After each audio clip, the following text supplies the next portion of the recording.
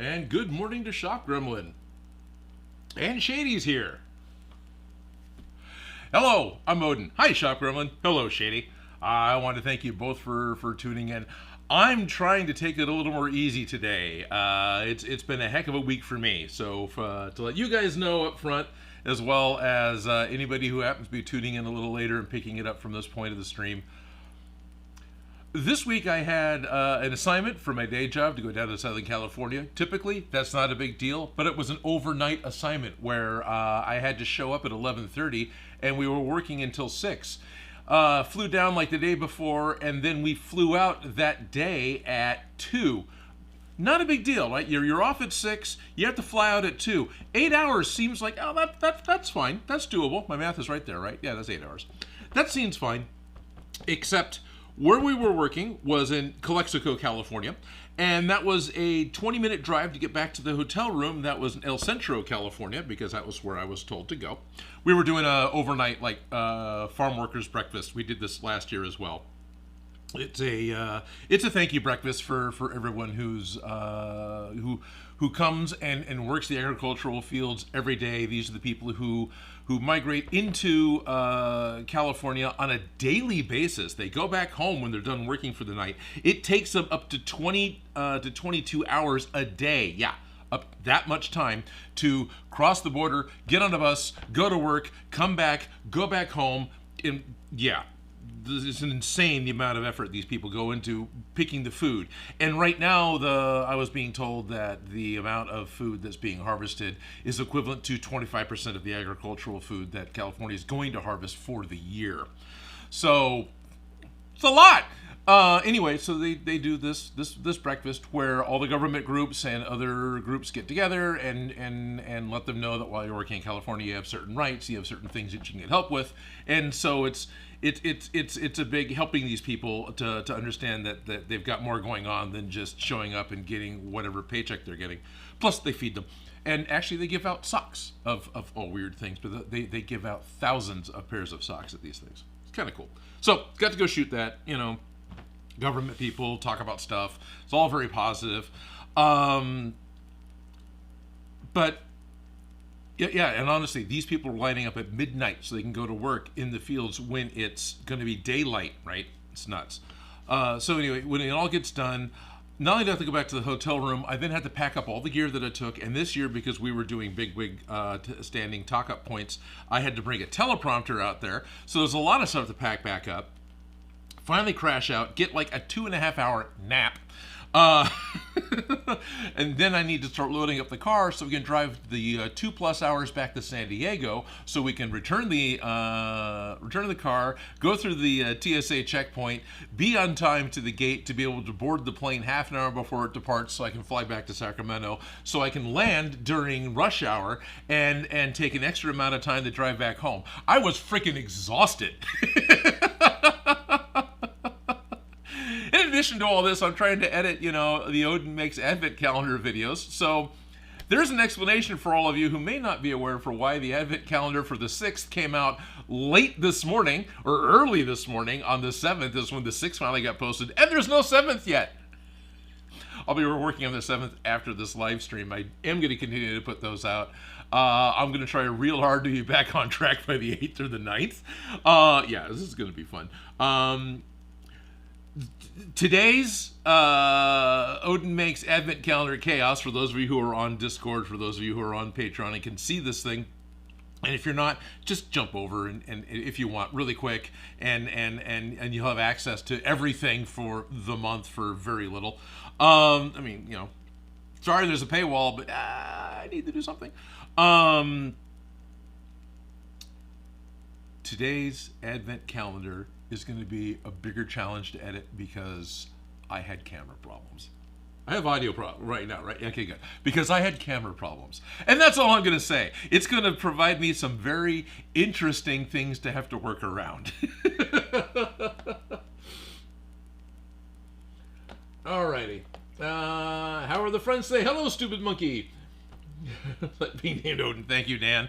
Yeah, and so there's all that. Plus, the other thing is that yesterday, Shock Roma did not have a good day, and we spent the pretty much all the sunlight hours at the emergency room. And shock Roman's okay. I'm okay. Everyone's okay. But it was a little wonky, scary, and needed to go. And it was just a really busy day. Probably because it was a full moon while I was doing the farm workers breakfast.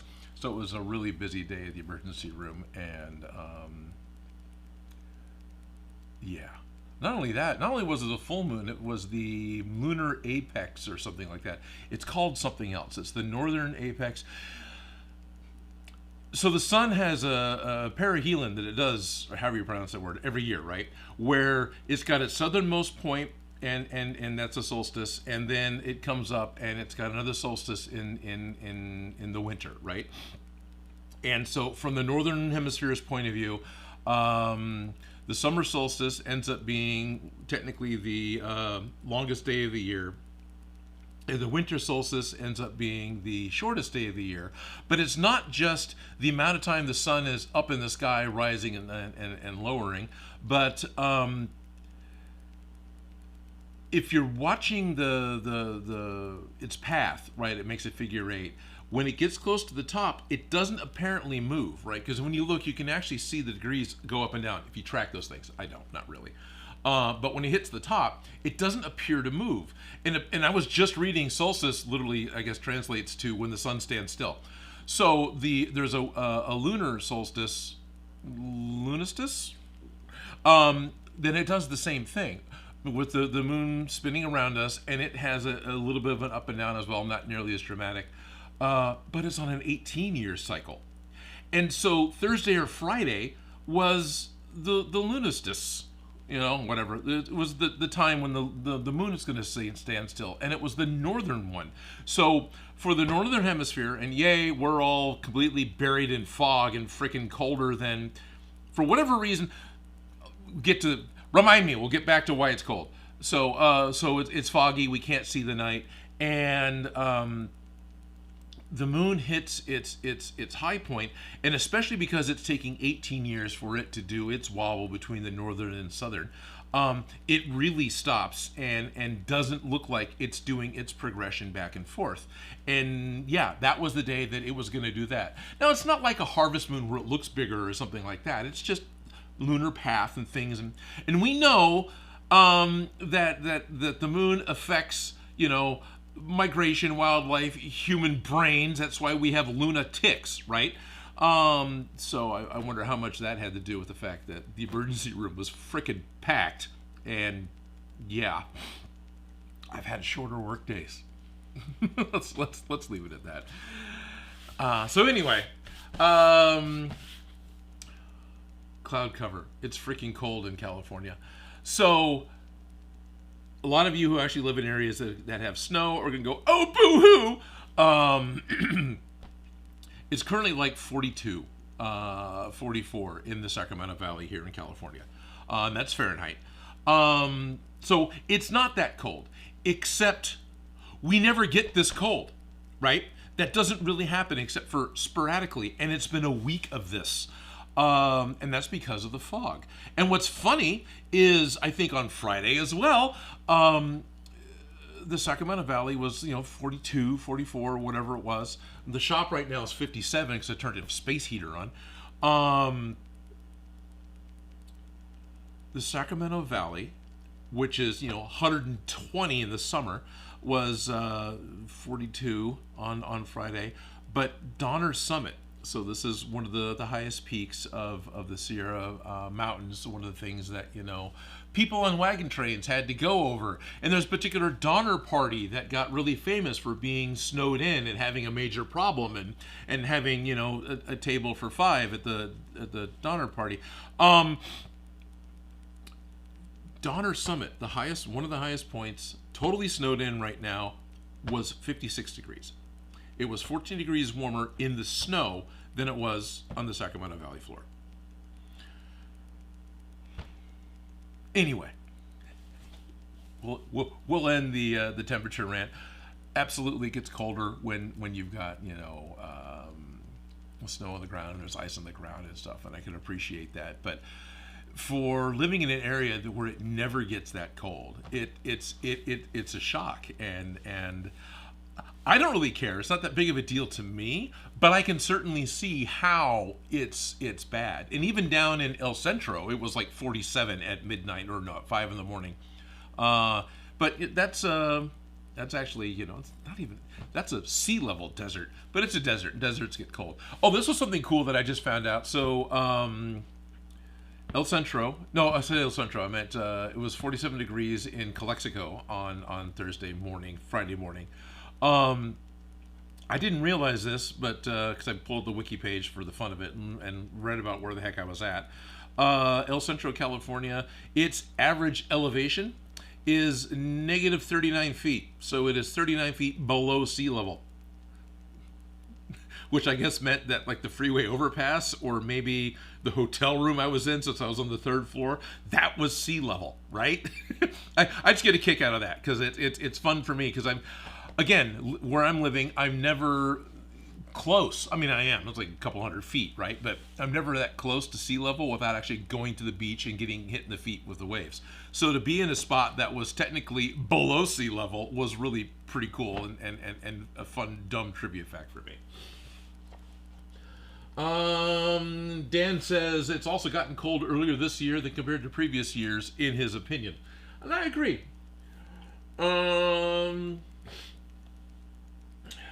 Fingers are purple. It gets colder as the day progresses. Yeah. I start work at 6 a.m. It gets colder around lunchtime. Yes, it does. That's a weird thing. And I've noticed that many times, that the temperature at midnight, 3 o'clock in the morning, 5 o'clock in the morning is sometimes warmer than it is at 9 o'clock in the morning when the sun's finally up. Also, I can remember doing outdoor building overnights, and that was always really fun, that when dawn started, the wind would kick up almost consistently. Now, this could have been just that time of year because it was summer. So let's say in the summer in the Sacramento Valley, as the sun comes up, I assume it's because all the air way over there to the east is warming up and expanding, which is pushing the air, so that makes a little bit of wind over where I am, to the west of where the sun is. And as it travels by, the wind blows by because the air is warming up, right? Is that what's going on? No, probably not. But it was a lot of fun to think about.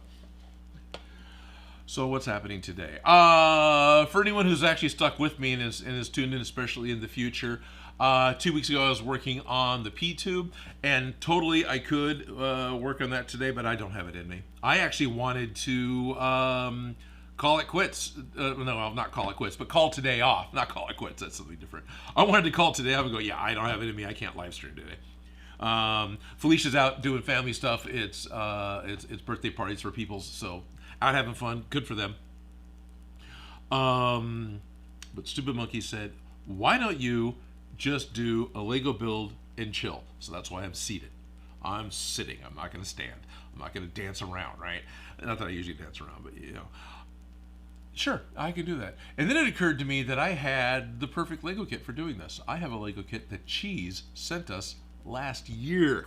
So here's a Lego kit that's been sitting in the closet, untouched, because I just haven't taken the chance to get a hold of it, for a year. And what it is, it's actually a 3-in-1 set. Let's see, dink, and that. So it's a 3-in-1 super pack. Sorry, it's cut off. Yeah, it says Lego up there, of course. But it has 3 of the smaller city sets from last year, where it's got the Interstellar spaceship, right? It doesn't quite say, a Space Exploring pack. I think this was called the Interstellar spaceship. And then it's got a little like hover bike and a mech construction suit. These are 3 of the space sets that I really wanted to build. Now, Shock Roman has also been really into the Lego City space sets, so this is really cool for them. But it was agreed that I can go ahead and build it, which is cool. And I'm excited to get to build this. And I hope you guys don't mind whatever dumb stories you can prod out of me while I put together what is technically 3 Lego sets. Or because my logistics specialist brought up a joke about, can you Millennium Falcon it? This is a thing where on Reddit, a couple of different people, and one guy in particular, has been taking all sorts of Lego sets, and oops, it turned into the Millennium Falcon. It started out with like a flamingo or a crab. No, the crab was a facehugger. Started out like a flamingo set where he built a pink Millennium Falcon out of it. And so for the joke of that, as I ran to Walgreens last night to get medication for shop grumbling because they're feeling like poo, I found I can Millennium Falcon it. So I've actually got 4 Lego sets that I can put together. Because why not? So maybe I'll start with the Falcon first. Lego, let's go! Yeah, Dan! The other thing that was being said was Dan and I should get together and build more life-size Legos. And of course, the puns on Discord turns it into we should build Dan out of Legos life-size. I didn't pull up a reference image. I actually have interest in as Ghostbusters gets put to the side a little bit, gets. I need to find the freaking V-hooks, and when I find the V-hooks, the proton packs will probably be mostly done.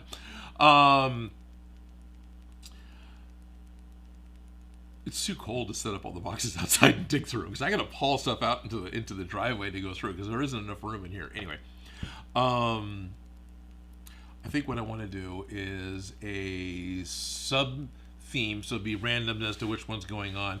If Felicia's here, we can do Ghostbusters or something else. If I'm running solo, I am tempted to start a live stream of building an Odin scale Lego figure. But what I want to do, well, one, I want to do it with the new corrected scale, and I realized I screwed up, right? That was like a year ago when I talked about that. I realized that we had done the pips wrong, and so things aren't fitting. If it fits fine when you have a single pip item, but as soon as you start duplicating it into like a 1x2 or a 2x2 plate, it doesn't work right. And so I was trying to correct the pips so the Legos will continue to fit together correctly at that scale of mine. And I know right now people are having a lot of fun 3D printing, and I'm pretty sure most of them are 3D printing giant-sized Legos and giant-sized Lego kits, and that's awesome. I still want to continue to make mine by hand out of foam because I hate myself. I think it's fun, though. It's great fun. What I want to build is a classic space robot. There's a particular robot from one of the sets. He has a 2x2 radar dish as a base. He's got a 1x2 plate that's got like a snout on it for his body. It's got a couple of robot arms, and then a head that has studs on all 4 sides, and a couple of antennae and a clear pip on the front. It's kind of a dumb robot because it's really hard to build a minifig scale robot out of Lego and have it look good. So he's kind of dumb, but he's kind of not. That one was always one of my favorites. They kept trying to do ones that have like moving legs, where it would take the 1x2 hinge brick that folds over, and they kind of try to make legs out of it. Like the Blacktron set came with one of those, the Blacktron one, with other fun parts, and it works. But the dish for the base with a little skinny like camera snout on the end of that 1x2 that's got bricks on 3 sides or studs on 3 sides. That one really worked for me. And actually I was looking at doing that a while ago and realizing that I can use some of the part information I was figuring out over again to be able to do this again by hand.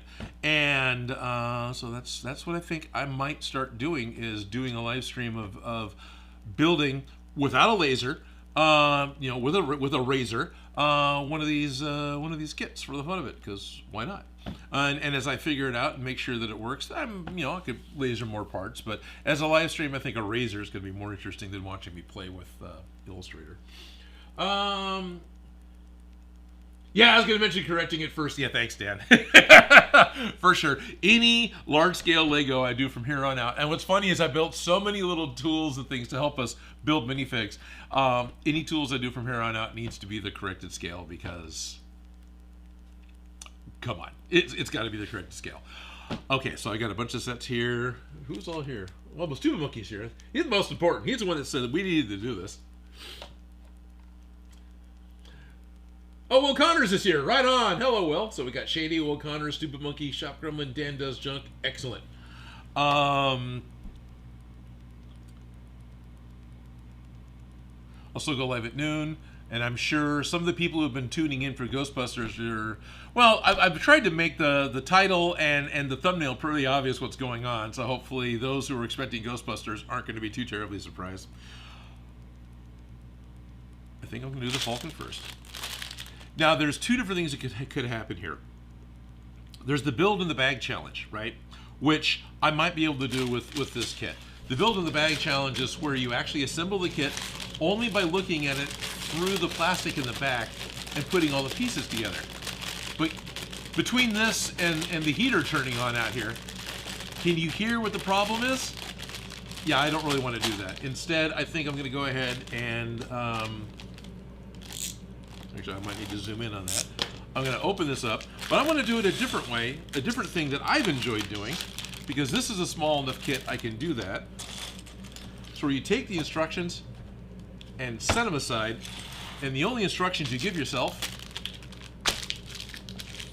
where can I have this so the camera can see it too, is the package. So what I want to do is I want to look at the package, and I want to, oops, that was the wrong one. Somewhere around here. I want to look at the package. I want to look at the, oh, this is a cool piece. I want to look at the pieces and then see if I can't build the Falcon strictly from the picture on the front of the package. And if I can't, which is always fun because you end up building from the top down. And if I can't, then I'll end up looking at the instructions. And at the end, I'll look at the instructions and see how close I was. Boink. Not the one I want. Bip. Oh, I'm going to need to change that. Over here on the computer. So cut, double cut, cut. Fill source camera 4, fill source camera 1. Hey, there's two of me now. Hello, how's it going? Hey, Odin, how's it going? All right.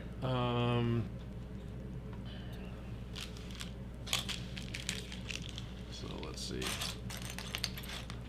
I feel like I should zoom in more.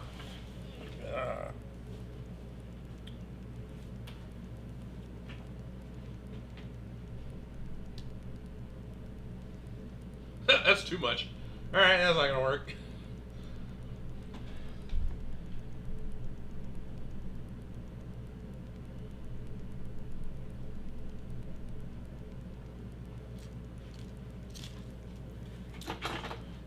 How's this one? Oh, that'll be okay. I can always cut the 4 if I need to really show something very, very close. All right. My chair doesn't roll, so I gotta...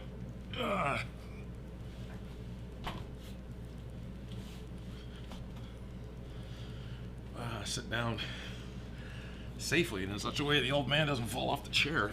There we go. All right. Water. I got my Lego. Got my space heater. I got my carbonated drink. Thank you, Ryobi.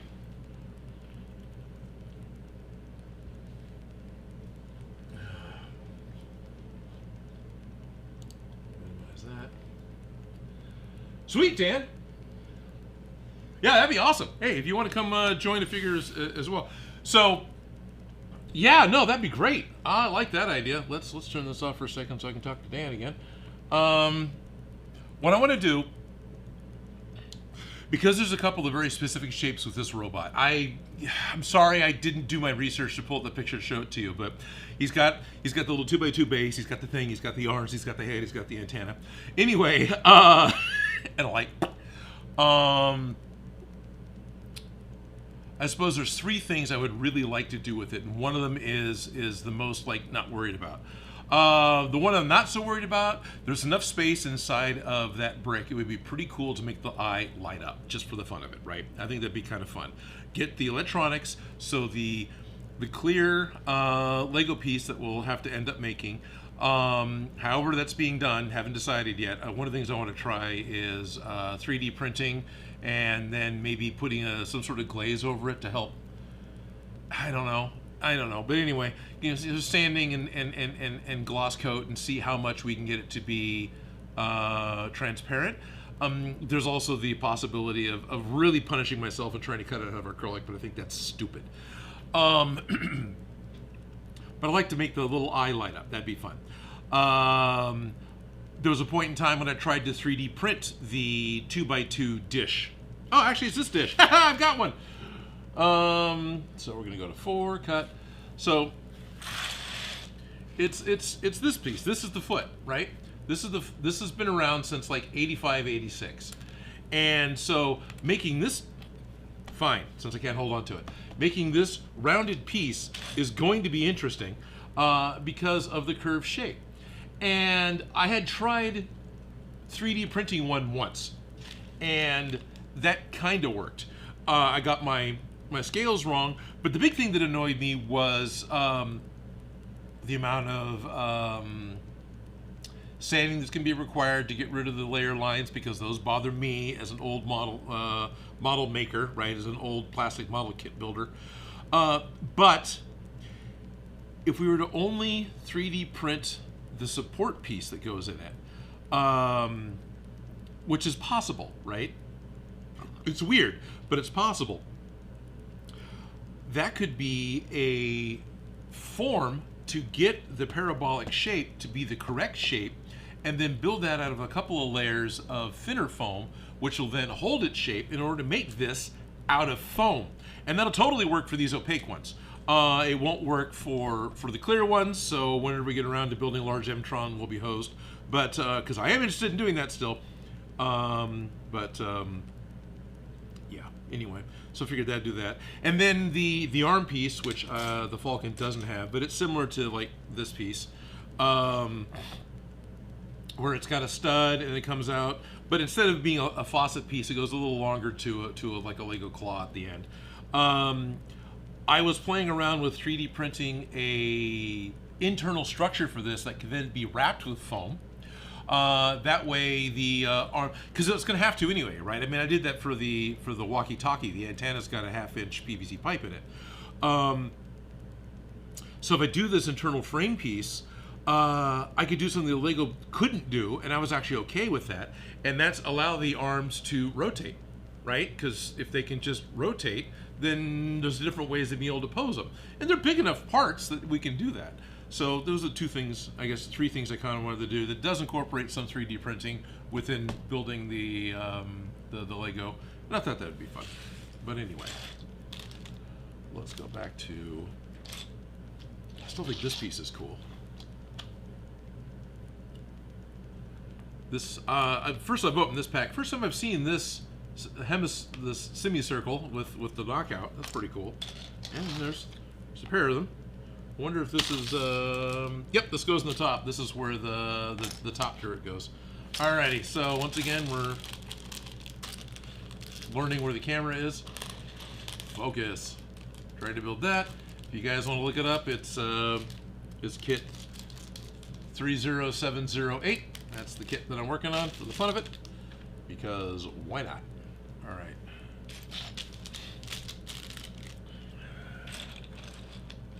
That's a great idea. Wrap the prints in foam. Thanks.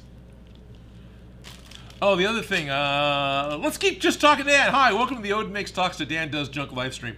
I was in Target the other day. I was actually down in El Centro, but still, they had some Lego compatible bricks, and they were being marked down. I don't remember what they were called, but they were a Target exclusive. Hopefully, they're up here as well. They had there's like medieval themed baggie. It's just baggies like this guy. There was a medieval themed baggie. There was a street or a city themed baggie that had a lot of really good gray parts. Classic space guy. But there was also a space themed baggie, and that had a lot of the trans neon colors that M-Tron used, which I thought was kind of neat. So if you're looking for more common modern parts, but in the transparent green that's compatible with classic Lego, I didn't pick them up. I'm not sure why. I probably should have, because I saw them at the time. But anyway, it was neat. How do we want to do this first? So we got the 2 semicircles, and since I can't see there's the seam line, right? And they're hidden. Looks like they're hidden underneath. Oh, there's a seam line. I can't see it. So we've got a piece that goes here, and a piece that goes here. So when did I start doing this? There's a point in time when, it was Lego Dimensions. That's right. That's when I started doing this, because I've always enjoyed building Lego, and I've always enjoyed building Lego using the instructions and just building the kits, because I've always enjoyed model kits. Also, I am used to the old school kits where the instructions didn't call out every little part. It was pretty much spot the difference with every step. So as I continued building Lego and continued enjoying this whole, insane money sink hobby, I suppose. Is it a hobby? No, it's an obsession. It goes all the way in. Okay. And that goes over here, but I think these would be easier to put on first. The Lego Dimension kits, Lego Dimensions was a Toys to Life theme that Lego did almost 10 years ago. That had NFC tags on some of the Lego bases that would interact with the game piece, that would then bring whatever was on that tag would spring up in the game, and then you could play with it, right? So if you wanted to unlock a character, you physically had to go out and buy the character. Can't imagine why this didn't do well. But each character came with a little mini kit that could be built 3 different ways, and there was no instructions for the mini kits inside the physical boxes when you bought them. Because the whole point was the game would show you how to build it, right?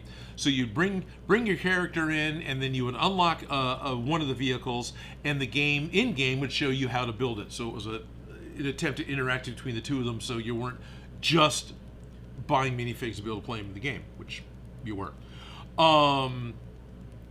Well, I didn't have the game loaded up, and I was having fun trying to build things like Batman's medieval horse. So I just started looking at the picture in the box, and then I would look at the picture in the back of the box, right? Because these are the only reference images I had at the time. And I would just build the kit. Had the parts in front of me. You could build what you could see, and then you start figuring out the parts you couldn't see out of what was left. And that actually became more fun than playing the game. And I've continued doing that. And I think either the Tron Light Cycles or a mid-sized Star Wars kit has been some of the biggest kits that I've done this way, where I'm only looking at the product images on the box, any product image on the box, right? And that's all I'm using as reference image to be able to build the kit and not actually look at the instructions. No, I'm not going to build the Titanic this way. So, but hey, if you guys want to buy me a Titanic, I'll totally build one. Anyway, it was fun, and I still enjoy it. I've also done the in-the-bag build. Did an entire advent calendar in the bag build, and I think those pieces are actually still in the bag, in their box. So that's always been fun too. It's the in-the-bag challenge or something is what they were calling it. So that's the top ring. And then in the center you have the turrets.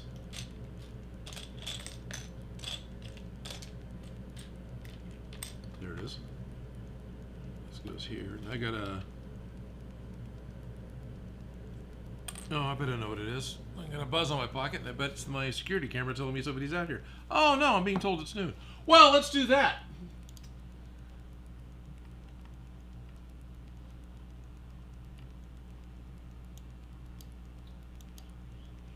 I was trying to pay attention, then I started talking. We're going to edit. And we're going to scroll down here. And we're going to make it a public live stream. Done. And we're going to add it to playlists. It'll be live streams. And I had a Lego build one, didn't I? Lego inspired builds. Lego live streams. Done. And save. There we go. Says live time. Noon. It's been noon for a little bit, right? Yeah, 2 minutes. Sorry. All right, it's now noon. Now we get to find out who else is going to show up. Zooming the wrong way. Well, still got 5 viewers, 2 of which are mods. Hey guys.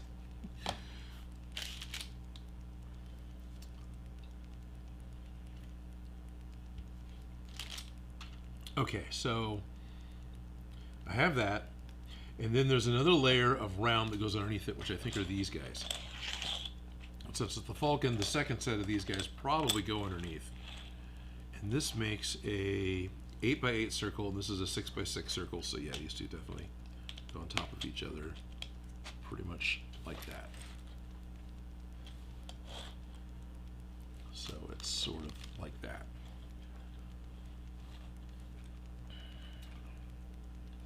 Okay, and then we've got more of the gold brick panel pieces, because there's that little superstructure that goes in the front. It goes here. Of course, I've got my turret piece. Sorry, my hand keeps getting in the way, and that's going to go on top. Yeah. And then these go on the sides here and here.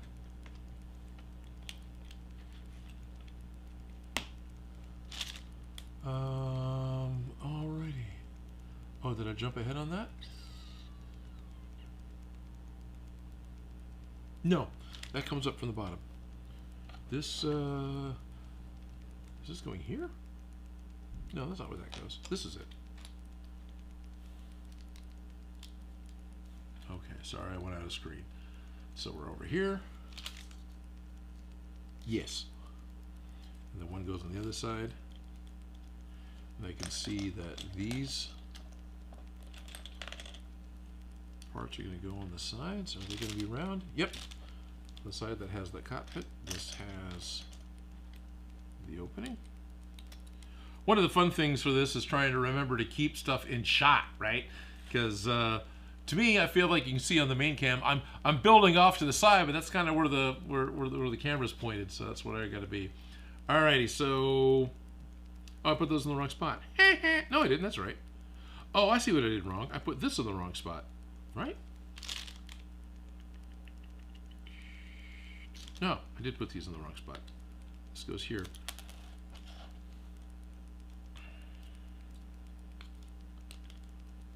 Goes over there. Okay. So this is still going to be the front of the ship. Here's the two round things that go on the sides. You know, because everybody has the Millennium Falcon shape memorized, right? And we're very quickly going to start running into, yep, I can't see anything anymore. Up at the top. So, hey, it's almost life size. I can see that I've got something that I can point with that's way smaller than my finger. So here's this angled plate, and up here I've got a seam. So there's definitely a wider plate that goes up here. And that's, I'm wondering how that one's being dealt with. And there's a secondary, we can see from this side of the package that it's the same wedge plate stacked on top of each other. So I've got those plates.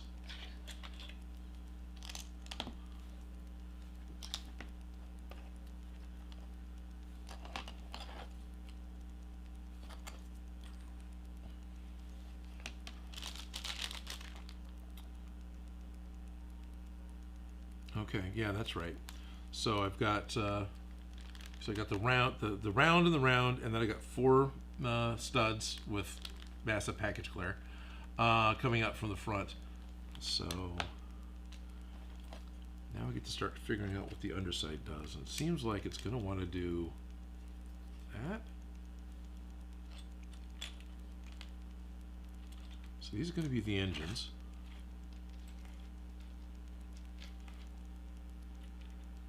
These are probably, no?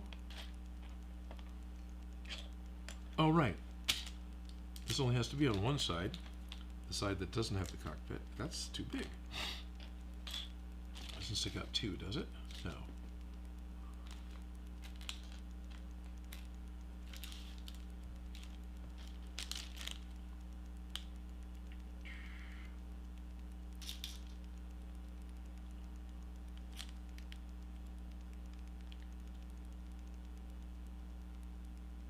Okay.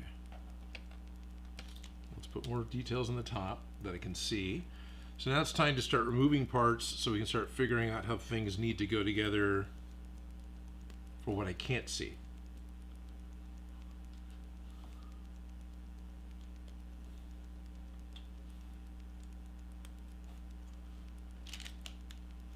Then I've got another semi panel that goes over here.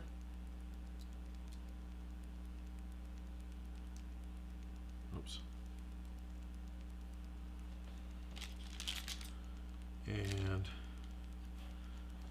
While I'm not 100% sure that this is going to be a double of this dark gray, I pretty much am, because there aren't too many other pieces that can make that shape. So I'm pretty sure it's going to be this like that, because that matches what I'm seeing on the package.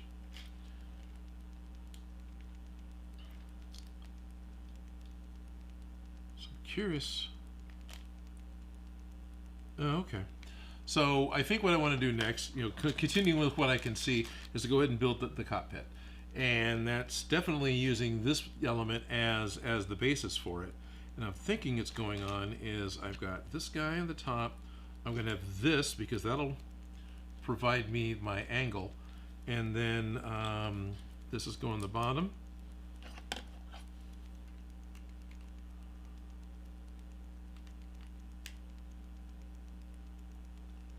Do that right, or did I have that?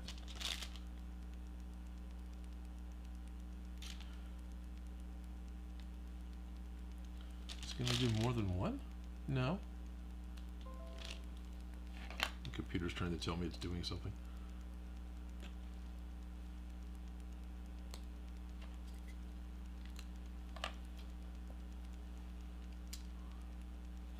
What's fun is there isn't really a full stud piece for this to connect over here.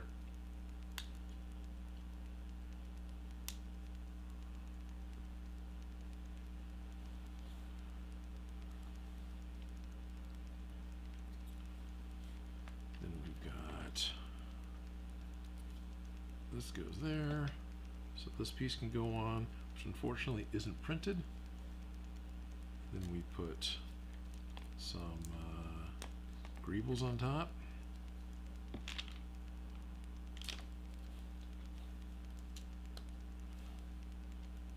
I bet this will go here for the fun of it with, no it isn't, it can't go there because this just kind of goes on crooked. That's all it does. Okay.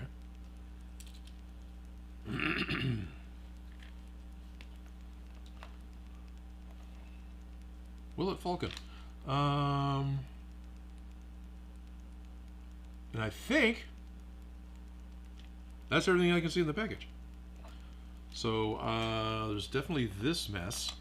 This is going to go on the bottom. This will probably cover up all the panels that go on the bottom. There's another round of this, which means I'm going to have the engines that have to go on. It's probably going to be in. Has to be 3 tall, doesn't it? Yeah, it's going to have to be 3 tall for the engines to fit. So I'm going to bet we're going to do another one of these down here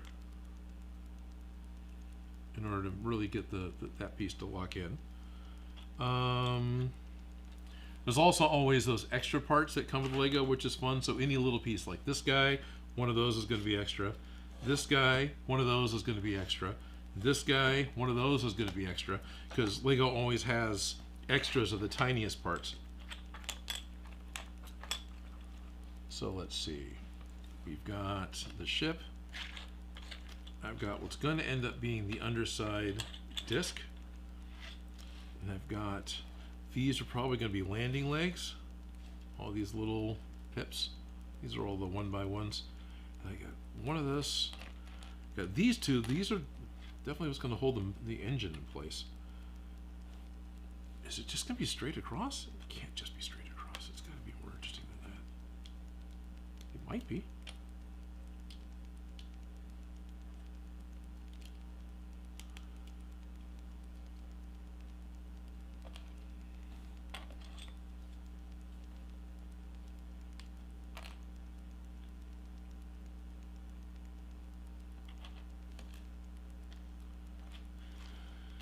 So I've got 6 of the light blue, and I'm sure these are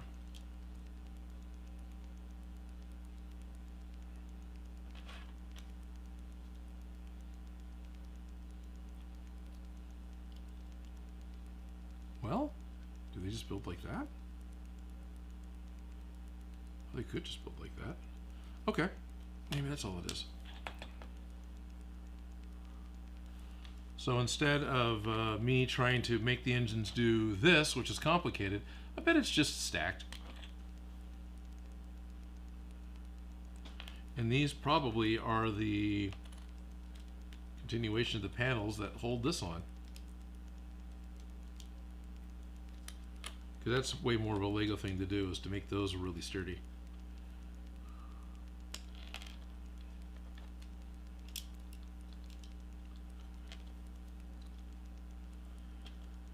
So with 6 engine pieces, I'm going to guess they're just going to go in like this. Here. And here. And here. So there's our engine. That's our engine in the back.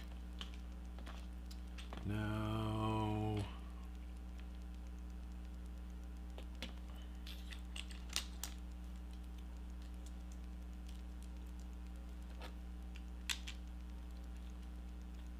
seems right.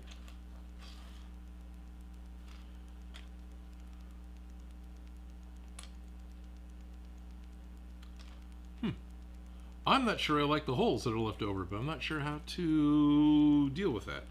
You guys that have built this are probably like, dude, it's easy. What's going on?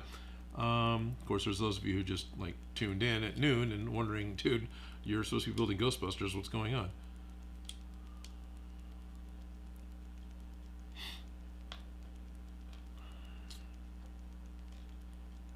Well, these may not be landing gear. This may just be, can I see them? I cannot see them, and there are no other pictures. No, I've not built this set before. So how many do I have? I have enough. I could do that. There's usually an extra. There's this part, too.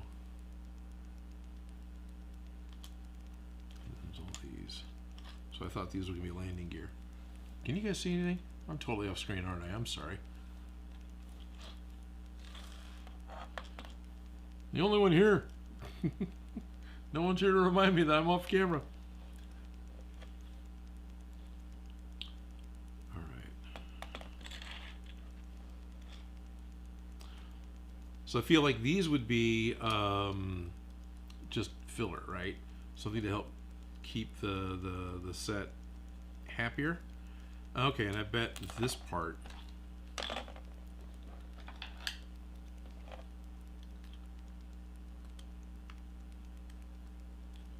come on, come out. There it goes.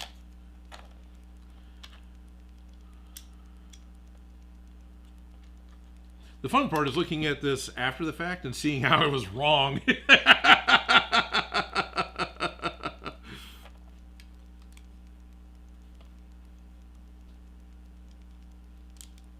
Yeah, that doesn't quite do it, does it?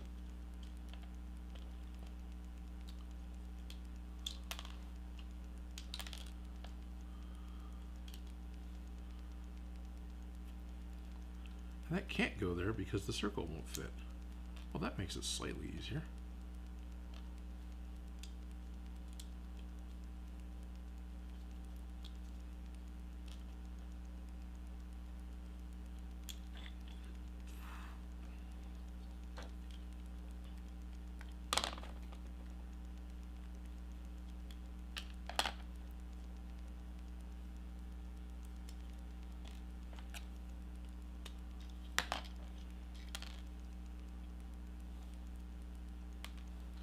Odin fights with tiny little pieces.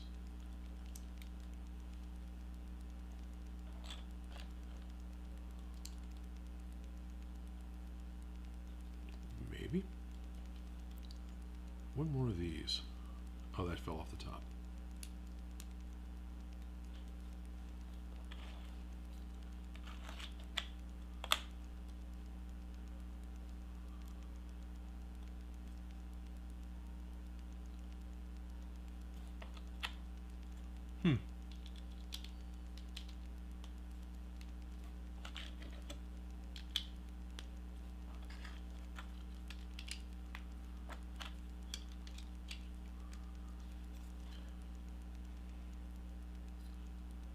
Then it becomes, I don't quite have enough left over for, I mean, it doesn't have to have landing gear.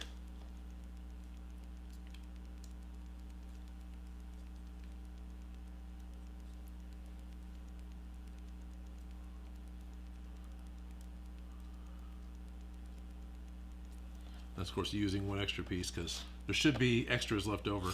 Anyway, I'm sure that's wrong, but there we are. It's right from the top.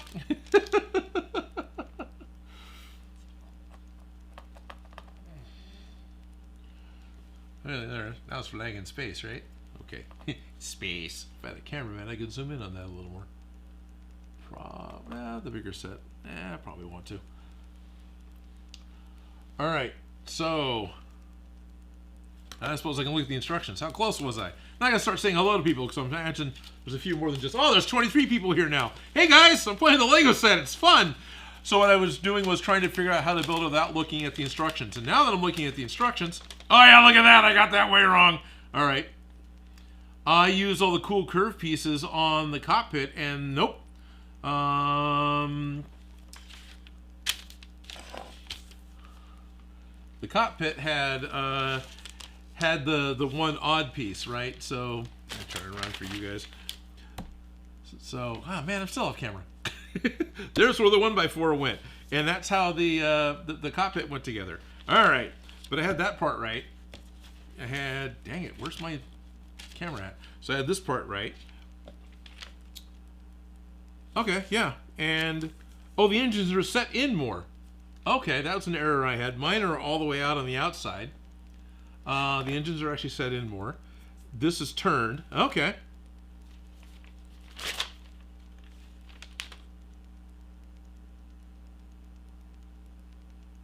Oh, it does have landing gear.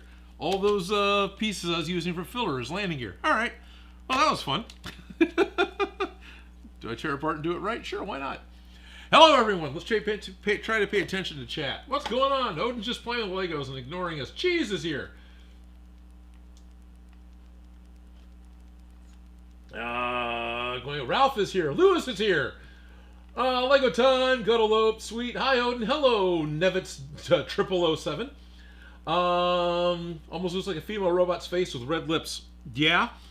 Ghostbusters, now Legos doesn't get a whole lot better than this. Oh, thank you, Bryce New. I'm glad to hear that. I was a little concerned about you Ghostbusters fans being a little disappointed that I wasn't playing with Ghostbusters stuff today. I need to take a break today. I almost didn't live stream at all. Oi, from Ralph Morick, Gutalope, and Louis Cuzzy is here. Hello, Louis. Upstate New York checking in. Yes, Gutalope. Oh, Blue Jay's here. Hello. And 17 Samurai Spirited is hello. Hello. And Cheese made it. I don't think the phone made it into his back pocket. No, it's on the table. Do I need to do something with my phone? Aside from if it's in my pocket, I can feel it. No, all right, it didn't. I set it down over here. It might buzz better on the table.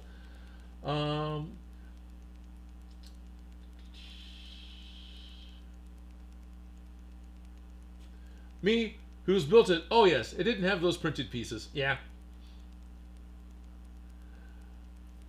Yes, DJ Stumpy. Good evening. Cool. Lego, is this a well-earned break for the Proton Pack? Yes, it is. And from a very busy week. Last night was the first almost good sleep I've gotten in about 5 days, but not quite. As I choked to death on stream. I'm healthy, I swear. I just inhaled spit.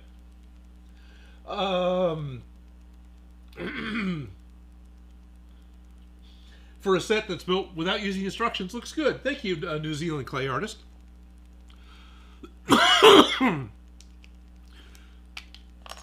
So let's correct it.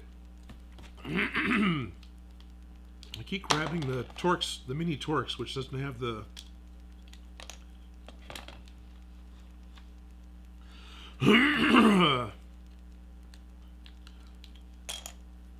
Okay.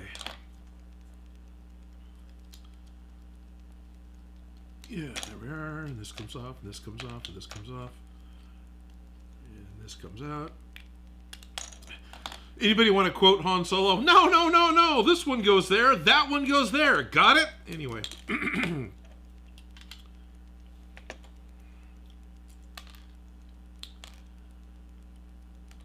that. Okay. Still don't have a desire to build it in order because that's just me anymore.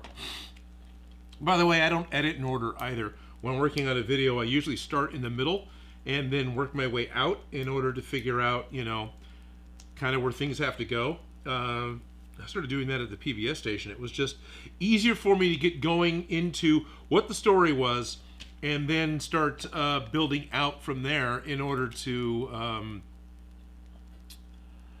flesh out all the rest of the parts, right? So yeah, I don't do that as much with Odin Makes because I got it scripted out and it's more a linear build. But there are times that I'll still jump into the middle of my edit and I'll edit, you know, right in the middle of the story and then work my way out to either end. Or sometimes I'll edit this section because I'm interested in it. I'll edit that section because I'm interested in it. And then you stitch them together and figure out what parts need to go together. I don't always edit completely linearly on a nonlinear editor, which is why it's a nonlinear editor. I better get done with this crap so I got some of this stuff to build. So that's going to go here, here, and here. And then this one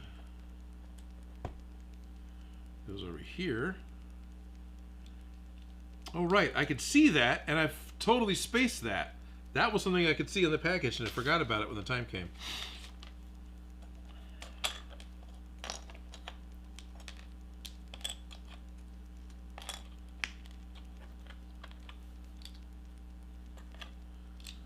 Like that. So the engines are still in there. They're not as predominant. They're really dark, really. Let's see, can you see it? A little better that way. The light gets down in there. I like my engines being more out. I mean, you ended up with having square corners on the outside, but they were easier to see. Nice thing about Lego is you just build it the way you want to build it, because it's your frickin' Lego.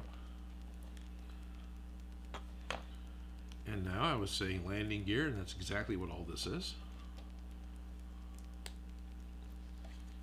This is going here, and here, and then I've got a double of those, which isn't even in camera, and then I've got two of those, and those are going to go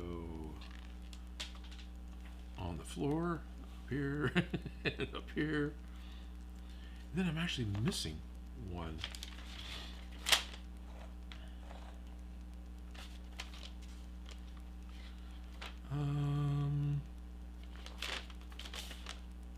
So I ended up with 2 left over, but I shouldn't have 2 left over. Oh, one goes under the turret. Okay.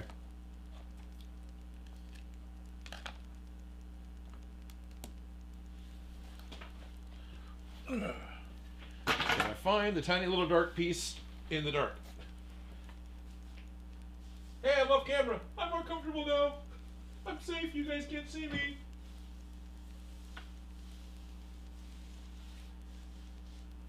Nope, that's not going to get found. I mean, it will, but I'm going to need a lot more light.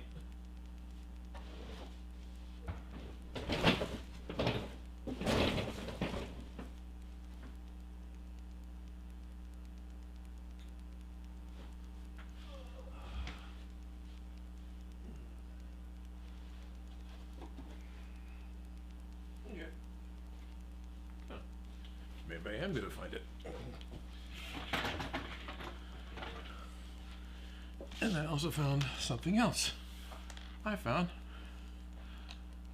a Korok seed. Yahaha! Shock Grumman printed a whole bunch of Korok seeds a while ago. And hid them all over the shop. Just for the fun of it. We were talking about doing a Legend of Zelda build that I just never actually managed to get to happen. And oh, that makes sense. It has to be on a small lift, otherwise the turbo lasers will hit the red part. All right, now I built it right. I got my 3 leftover parts, and now, cheese,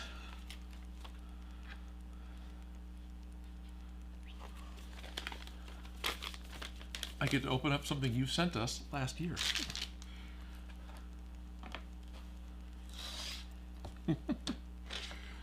surprised I managed to find the Lego part. I mean, I probably shouldn't be. But... 420 in total, and I should still build it. Yeah. New format. Odin live streams from under the workbench. I like it in here. It's private. Welcome to the Odin Makes puppet live stream. Oh, cool. Yeah, David Fruit made that Lego kit too. It was a birthday present. Yeah. Oh, okay. Oh, what is this now? Love the insight into the editing as a building process. Oh, cool. You're welcome, Museum Dave. My teeth. That was dumb. Yeah.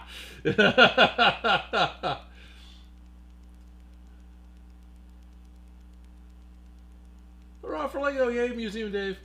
Okay, Louis Cosby is telling me that my friends and I took the award for best group. Oh, that's awesome. My shtick is Yukon Cornelius was asking the parade watchers if they had any silver and gold in their ears or teeth. Oh, that's cool. I have something up here. The parade yesterday dressed as Yukon Cornelius from Rudolph. After the parade, I walked back to a car, still in costume, and a lady stopped me and offered me food thinking I was homeless. Oh, that's great. She says, I hope you have a blast building that set. Oh, I expect to, especially since I get to build it with friends. Alrighty, so a year ago, Cheese sent this kit to Shop Grubbin and I as a Christmas present. Actually sent this and the candle making kit, which Shop Grubbin has played with a little bit. And yeah, it came down to Stupid Monkey yesterday saying, hey, well, why don't you just do a Lego build? This is while we were still in the emergency room with Shop Grubbin, who was not doing okay yesterday and who was doing better today. Not perfect. Stupid Monkey was saying, why don't we grab a Lego kit on the way home and just do this as a live stream today? Because I was seriously considering, yeah, I don't have the energy and time to do this. So no, we're going to do this instead, which is cool. This kit is a 3-in-1, so it actually has 3 different sets, right? It's got the Interstellar set, it's got the little lunar bike set, and it's got a mech, a construction mech. So, let's see. Talked about it a little bit earlier. No, that's not going to work. This is about the only camera that's going to have it. So there we are, sort of. You can kind of see the ship up here. This is one that I've wanted to make for a long time, and I'm looking forward to, even though I've let it sit in the shelf. But I always love the little sets. I've always enjoyed the little cheap sets for Lego for whatever reason. So let's go ahead and do as many cuts as I possibly can. Whoops, in like no seconds flat. There we go. You guys dizzy yet?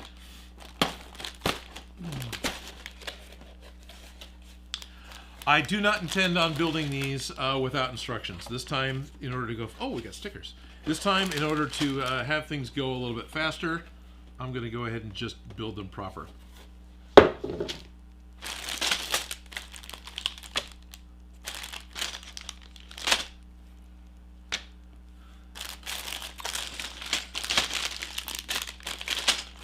Oh, neat. Instead of just, oh, 3-4, okay. So what I'm used to in the past, in the 80s, they would do this with space sets. They would combine multiple kits into one box. But what would end up happening is you'd open up the combination box and it would have all the same bags and instructions that would come with the individual sets. So you could easily separate them out and see which one's which. They didn't. This actually has... at least a new cover, if not all new instructions, because these two sets are... No, these all have the same... Oh, right, I'm thinking it's a different number because I just read off the Millennium Falcon number. Yeah, so they got a whole new set of instructions and bagged pieces specifically for this multi-set, which is kind of cool. We'll set the little guys aside.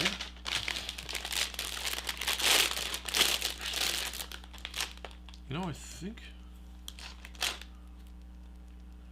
the stickers go to the mech. Probably not. The stickers probably go to this guy, go to the big set, because price point, right? Yeah, I'll find out. Hardest thing for me to do is remember to keep an eye on chat so I can actually have you guys continue to participate.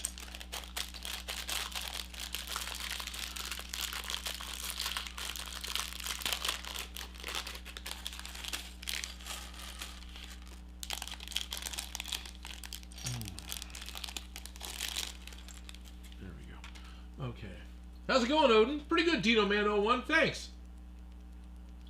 I got that Lego kit from my younger brother's family for Christmas last year. David, I got this as a Christmas present last year. I'm just getting around to opening it up this year. Odin, I think you just barely meet the age requirement for that set. Oh, maybe. What is the age requirement here? Is it 6? Yeah, pretty much.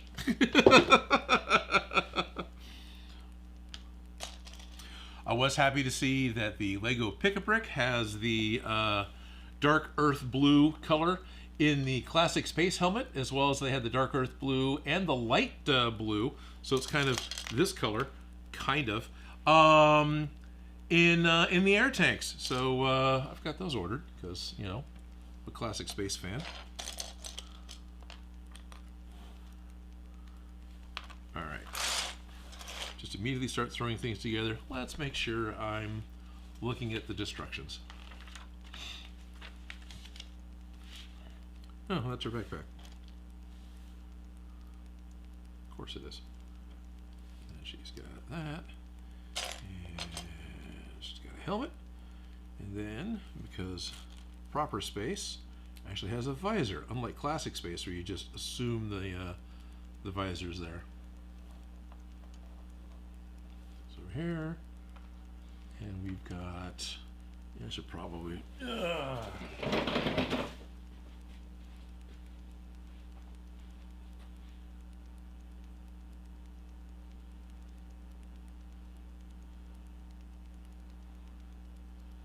that's nice. That cheap lens manages to hold zoom throughout the entire process, doesn't it? That's delightful. Thanks, guys.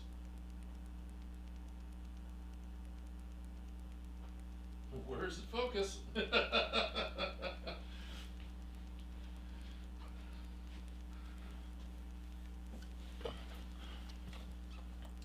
So there she is.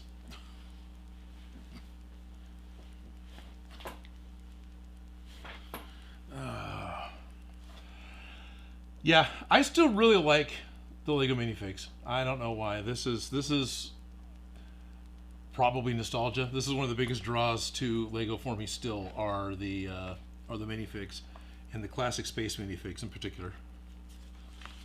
That I know is more nostalgia. Hello, Dino Man. Ah, nice. Ooh, one could make a person-sized helmet and air tanks. That would be cool. Yes, it would, Museum Dave.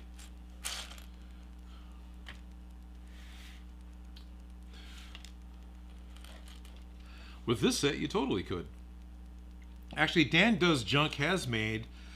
We have things we were jokingly called Odin-sized Lego. I don't quite have one easily reachable from here.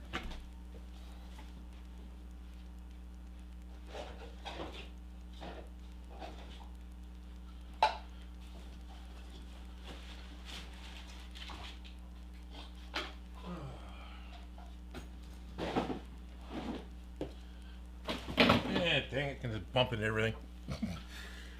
So these are 3D printed. But these were 3D printed by Ben Eady, who's worked in the last couple of Ghostbusters films, as well as a number of Star Trek films and a bunch of other things. This is what we were calling Odin-sized Lego, and then this is one that I was putting together, building up more recently, trying to figure out how I can 3D print something with zero infill, so it's just walls, it's face printing, right? So this is like 6 pieces that fit together, and these were all done in my old scale, which is now wrong. I need to figure out what my new scale is, and I wanted to do these pieces 3D printed because it's not easy to. It's pretty much impossible to make transparent or translucent stuff out of foam. So I was making some of the parts that I needed 3D printed so I could have them, be transparent, especially the green. This bit in transparent green goes onto the end of the torch for the classic space gun, so this is the part that I wanted. So I need to change the diameter of the stud and, of course, the receptacle of the stud, because these are actually a little small compared to the body, right? My ratio here is off. But using this idea, Dan Does Junk has actually made a minifig in this scale. So it stands like 20 inches tall. And since then, wait, I've got one out here. And since then, Shock Roman and I have made a couple as well.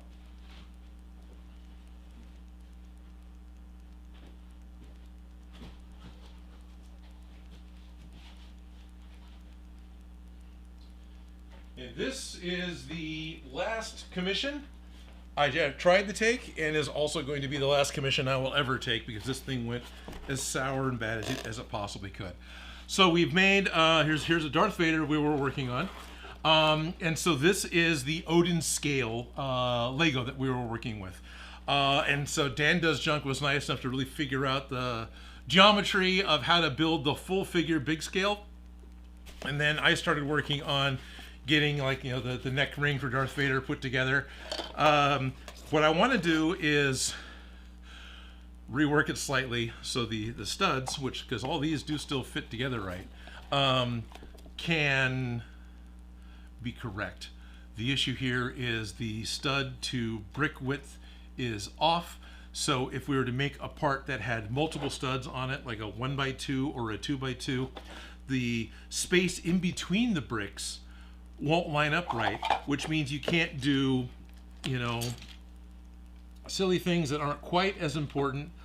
You know, here, I'll use 2 white pieces because you can see that. So you have a brick and you have the spaces in between them, and you can do that, right? Well, because I've got my ratio off, if I was to start building big pieces, that won't work. And there's other classic space builds that require this type of thing to happen. There's like an antenna piece that's pretty common, where you take the round and you stick it in between, and this is really where I noticed it. Anyway, I'm not going to bother here, but you would stick this in between the 4, because the big round receptacle side has the same outside diameter as the space in between diagonally the 4 studs, so that they fit together. With my current pieces that I've got, that's not going to happen, so we need to redo from start. So I want to make, that's a really tight fit, he's actually distorted it there. I want to make more like this, and yeah, it would be fun to make. I like the minifigs, so I want to make more minifig stuff and more micro build stuff. And there's a couple of full-size classic space builds that I would like to do in this scale, and I have interest in doing it out of foam. I have interest in doing it by hand. I know there's a big, feels like there's a big trend right now. I'm seeing more people doing it, where they're building giant Christmas trees, giant castles. There's a guy that's building even larger scale than this with some old Expert Series sets, and that's great. I've started with this scale kind of for the hell of it. I'm going to keep going with my own scale because it'll still mostly work with the old parts that I have. Yeah, so I'd like to make a couple of really small, like 19 element, you know, really small classic space builds. Shut up, Odin, and start building. So where are we at? Which camera do I want to be on? 4 is good, but it's hard to see, because I got to remember to be in the right spot. But it is small enough right now, so I got that.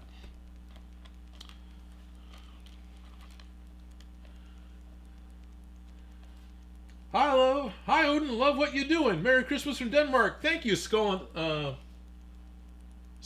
at EDK. I wanted to say Skull on Elk, but that's not an ELK, that's EDK. Odin Lego scale is 12.92 to 1. Yes! I think it had to change ever so slightly, or is that the new corrected scale, Dan? Knowing you got the correct one. Michael the Collector 9854 says, Hola! Funny enough, I recently got my hands on a bunch of those cool ultra custom Lego minifigs of pretty much all the big famous horror icons. Oh, that's cool. Oh, I don't know about the ads popping up in the side box, keeping the stream going and silent. That's kind of annoying, DJ Stumpy. Sorry about that.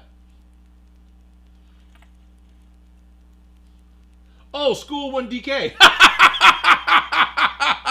Right. Sorry. Oh, that is the old scale. I think the bumps and the holes are all that needs to be reworking. Okay. Oh, you're right. That is the old scale. Yeah, because it ends up being like 60-something millimeter diameter for the bumps instead of, it was like 58 point something. That's all. It's a really small amount that it's off, but it's enough that added together it doesn't work out, right? Because if you got two studs that are like 2 millimeter off, that ends up being 4 millimeter off the space in between them. I think somebody was even saying, well, why don't you just wrap some 2 millimeter, You know, just wrap 2mm around this and it'll be fine. And well, you're actually kind of right. It might be fine, but I'll probably just read it from start. Shut up and build, Odin. No, don't shut up and build. The whole point was, whole point of the live streams is to talk to you guys. But unfortunately, I've got my monitor way off to the side, so I don't quite see it. And no, I'm not one of those guys that always rotates the Lego logo to be exactly right. I looked at this one and I started to. Now that I'm talking about it, I'm going to try. But I don't obsessively build the kits. So the Lego logo that's on the top of all the bricks, right? Can the light catch that? Can you guys see it? Is my resolution good enough? Anyway, everything is always written in a certain way. And I've tried a couple times because, you know, I've noticed that too. And it's fun to try and lay the plates and the bricks down so all the logos go in the same direction. I can see the black a lot easier. All the logos go in the same direction, but realistically, that doesn't work out. So there becomes a point when you get to give up on that. So he's got a translucent purple. This one I will turn down so the sprue mark can go down. And apparently this is his battery. I keep saying his as if it's a sentient robot. It may just be a satellite for all I know. Of course, I don't. Yeah, I guess satellites all kind of have batteries. There's that.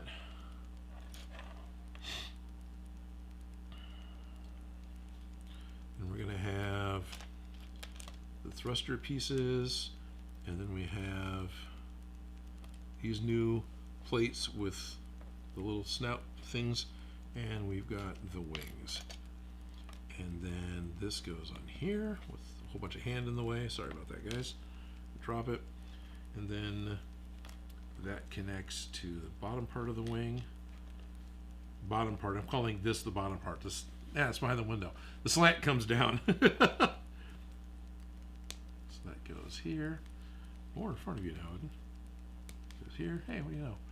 See, I'm looking down at the table, and mentally I need to be over to the side because that's the way the screen's oriented. But the camera is actually right in front of me, so that's kind of nice. That could be a better focus, can't it? Problem is, I'm nearsighted, so my eyes are out of focus, which means I can't always tell when something's out of focus. Yeah. Oh, this is a flight pack thing for her. That's kind of cool. That's what that is.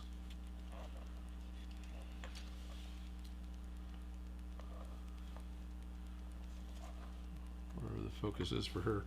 Of course, she needs a base. She can't stand up with this thing on her back.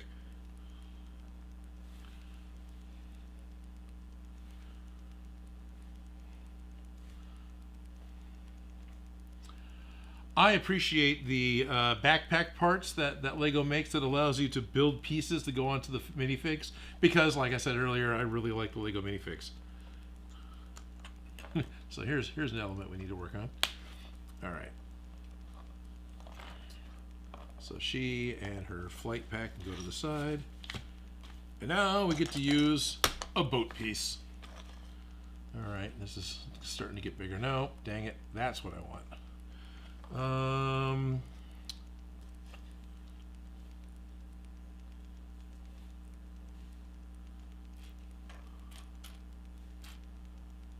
Is it not,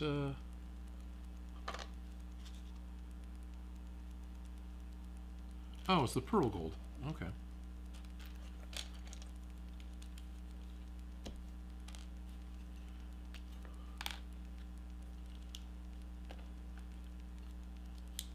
One of the fun things I've been seeing on Reddit is people using this ship and rebuilding it in like classic space colors and other colors.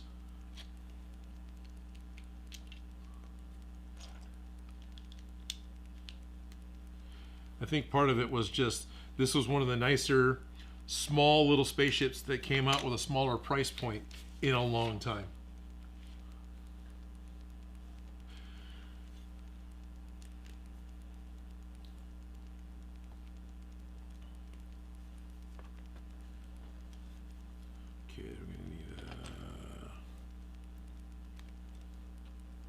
couple of the orange Technic pins to connect the back end of it. Hopefully that isn't too freaking tiny. It's fun that I've got kind of pretty much too far away and pretty much too close, and those are the two. Those are the two that I've got. I got this part that goes in here. That's kind of cool. I know the funky plates get a lot of hate. I kind of don't mind them. I like some of the weirdness you get with. I mean, it's one thing to have something totally brick built, but yeah, you can get super specialized parts, but some of these pieces I've always really found to be neat and fun. So this is going to go here. Watch this thing separate when we're all said and done, right? Is that what's going to happen? I have never built this set before. I do not know what's in store for me.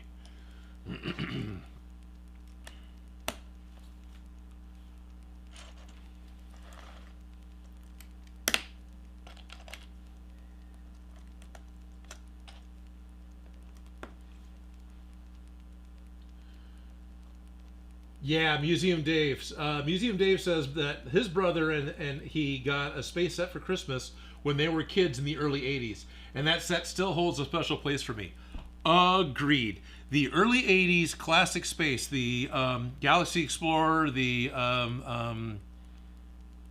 Solar Transport, and even the one-man spaceship, those ones are my favorite. And I really like the Icons reissue. That set was great. I think I built that one on a live stream. I'm not sure. I know Shop Grumman got one for me, which I really appreciate. And then turned around and bought a second one so I could make the alternates, right? Because, anyway, thank you, Shop Gremlin. I really, really, really like Classic Space. The flat round helmet without a visor, the basic planet logo, because I was building Lego just before those finally came out. I started building Lego in like 75, 76. And Lego Space popped up in 78. And of course, that was middle of Star Wars. And that was exactly the right time for Odin to hyper-focus on that. And here we are 50 years later, and I'm still hyper-focusing on that. And yeah, I like that a lot. I like the Classic Space as my favorite theme.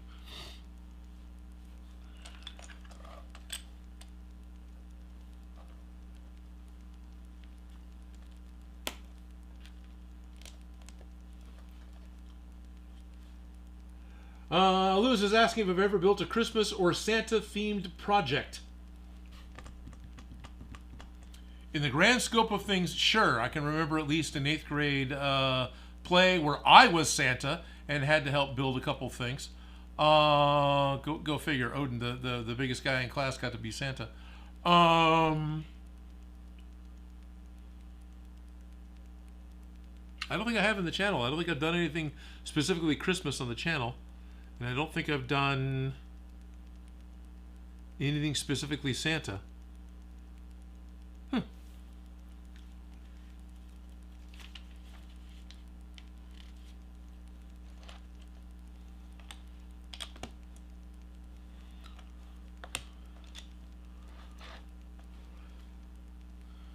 I got this part, so there's definitely something going to insert into the back of the ship here, between it being a smooth plate, smooth tile here, and then we have the piece for doing that, however that's going to work. Something's going to dock into the back of the ship. Now, am I against doing Santa themed stuff? No, I don't care. Santa doesn't bother me. Santa's great.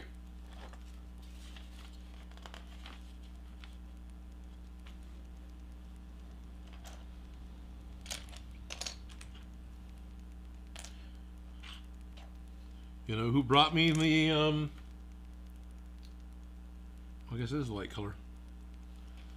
The light's out here, and the print is messing with my recognition between the colors. Okay, so we're going to do our first sub-assembly here. Oh, this is the engine insert. cool. Santa brought me the yellow castle, right? The yellow Lego castle, what, 735 or whatever it was. The one again from like 78. That was great. And that was one of those sets that that's one of those times when it was just under the tree, right? There wasn't it wasn't wrapped. You come out, it's like, oh, there it is, and so that was really cool.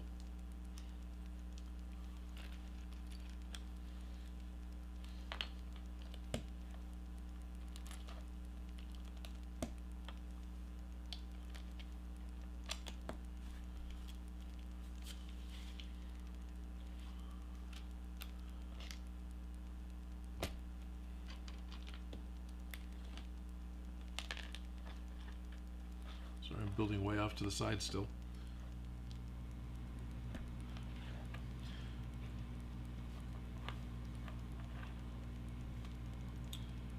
And then one of these goes in the back. And I believe this becomes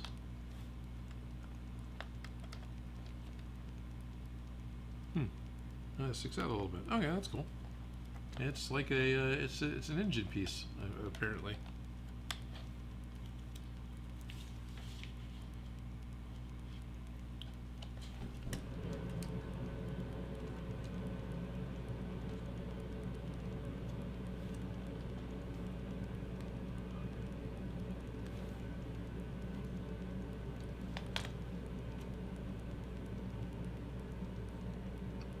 Two, I thought it said 4. These are the pearl gold ones again, right? Yeah, okay. And these are going to go out here. And over here. Where are we at now? Started crafting too. Oh, Cheese is working on a candle making kit. Nice. Dan's doing good. Full lunch and beer. Nice. Dino Man is asking if I've ever played Lego Batman, the video game from 2008, plus the Happy Meal toys inspired from the game. I believe I've got that game. Yes, I have played it. I enjoyed that one quite a bit. Happy Meal toys, probably. Museum Dave, I also remember the Christmas. We got a yellow castle. It came with a night helmet. That were the same space helmet with a little pivoting business. Yes. It was awesome, and it was awesome. Correct. The helmets had, and they still do, those little divots at the temples, right? And the only element in the original line that utilized those parts for that style of helmet was that yellow castle and the original castle line. There was this soft vinyl piece that was a visor that had a bit of a feather on it. So it was a visor that would come down, and it had a T-slot in it, just like a Mandalorian, and a feather that came off the back. So you could grab the feather to open it up, and the visor would raise up and expose the knight's face underneath. And to the best of my memory, that was the only element that connected to those dimples in the original, Space Benny helmet. Then when they moved to the more modern motorcycle helmets, they made visors that fit into those, which happen to be backwards compatible. They just don't look right. Yeah, and that was really cool. And do you also remember that the chins on those helmets went through variations? Like the very first ones were the same diameter as the rest of the helmet, and also had the same level across the bottom. So the whole piece was the same plane across the bottom and same diameter, which made a really thin little chin piece that broke very easily. So they then modified the mold so it came out and would dip down a little bit. So now the chin was a little taller, right? But it was still the same. And then that also still broke. So they bolted out forward a little bit. So the chin ducked down and then jutted out forward to give it a little more strength. And that's what we still have now. And even the modern recreation of the classic space helmets that have the hole in the top, or the divot in the top, those still have that extra built-out chin piece. Dumb things I remember. And I do have a little bit, and I do have elements from each of those stages in those helmets. Most of my really thin ones are broken because they broke. And I've also got some of the old classic gray ones, which only came with the knights. So that was kind of cool. Because you could get the classic space helmet in gray with the knights, and then the vehicles for the classic space had gray air tanks that hung off the front of the vehicle as like a design element, an extra set of tanks or something. So between the two, you could make a gray spaceman, but not until the collectible minifigures did Lego make the Classic Space logo on a gray torso. So it still isn't the light gray from Classic Space, it's the bluish gray modern, but whatever, at least I got one.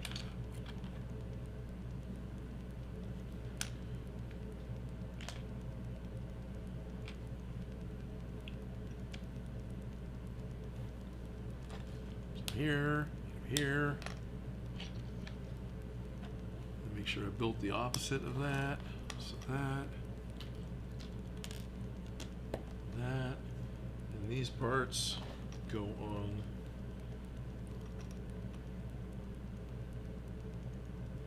the end out here. Yeah, okay.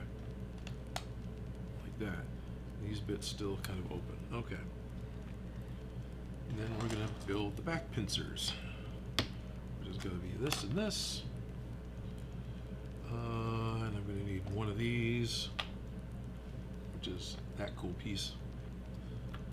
And one of those, and two of those. Oh, well, I'm actually going to need double all that because I'm making a left and a right. All right. There, and this one's going to go here, and then these just go there. Then I need to build the mirror ore of that.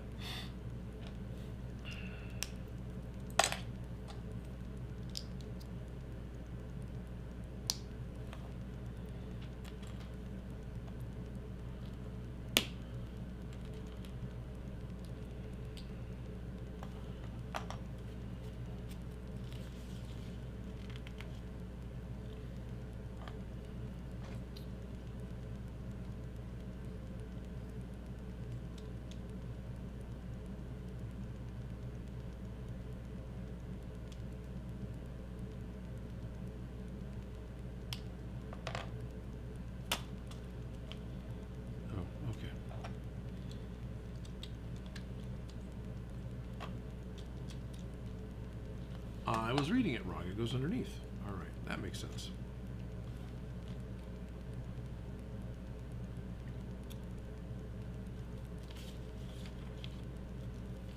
I jumped ahead and built left and right. And this is going to go up here. I do appreciate that Lego started making elements that have a radius on them, so it can do that, because if this was a square brick, you know, that wasn't gonna that wouldn't happen.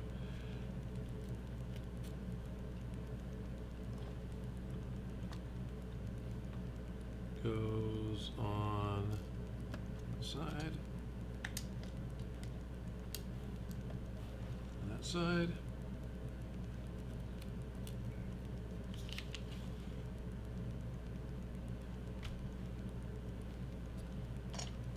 Add another layer of hinge to give this a little more strength.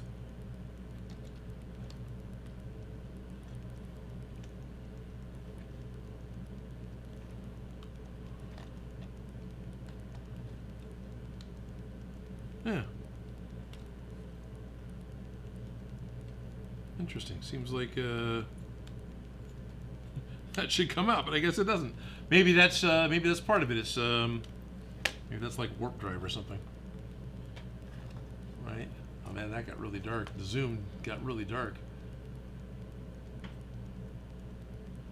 Interesting.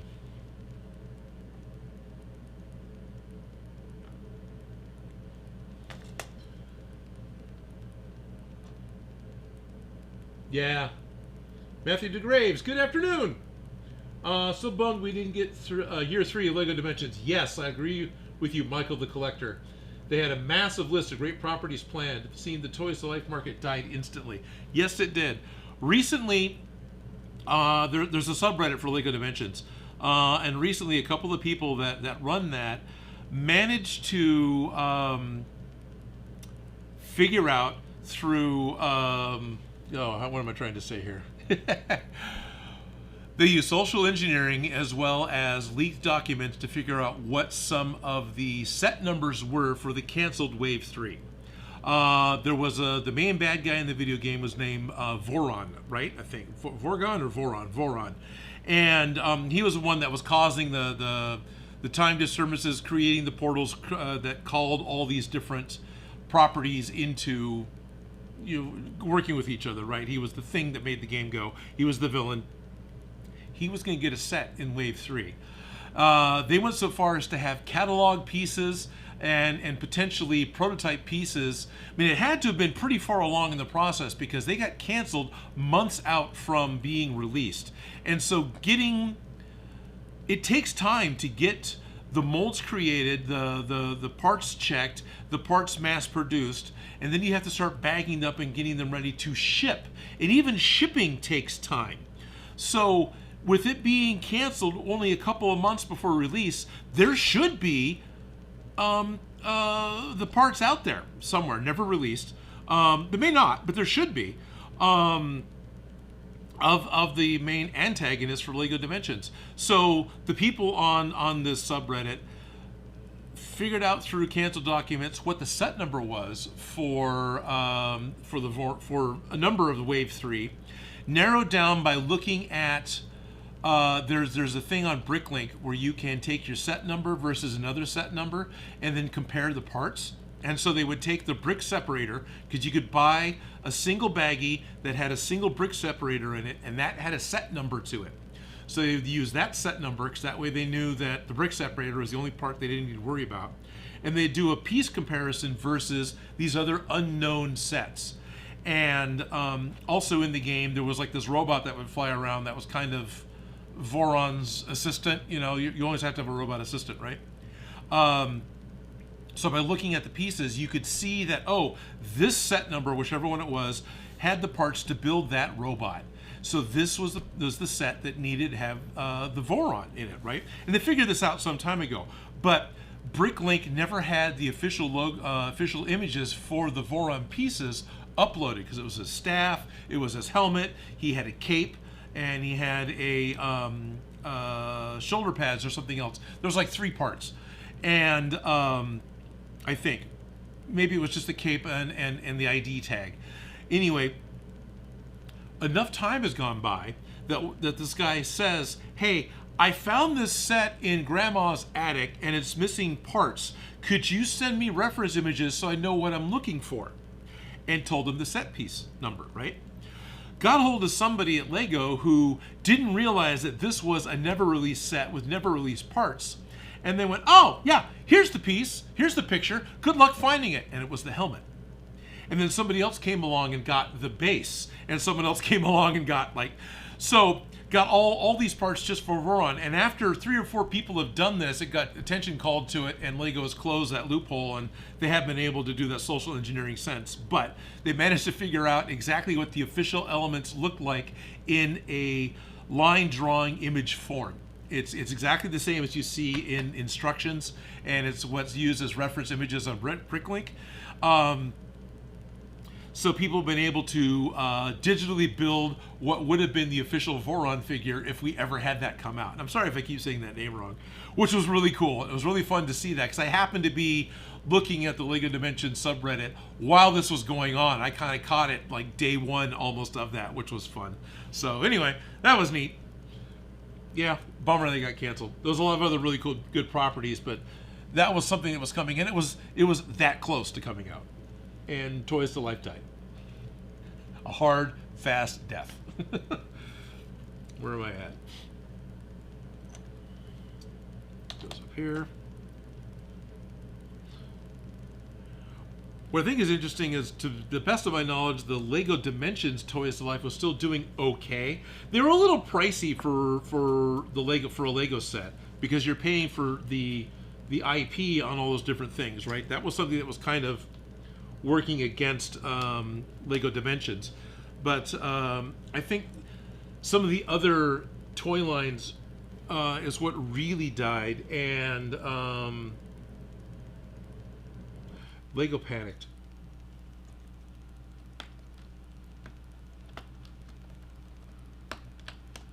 or you know, it was an issue of having to renew contracts. That's probably more what it was, having to renew contracts for the upcoming year, and realizing that no, this particular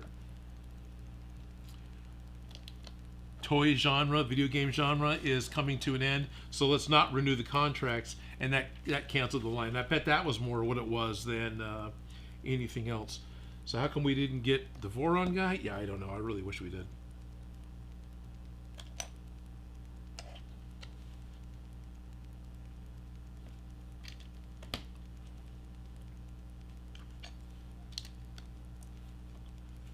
That one's actually gonna... Oh, it doesn't hang, does it? That's got a... There's a different level.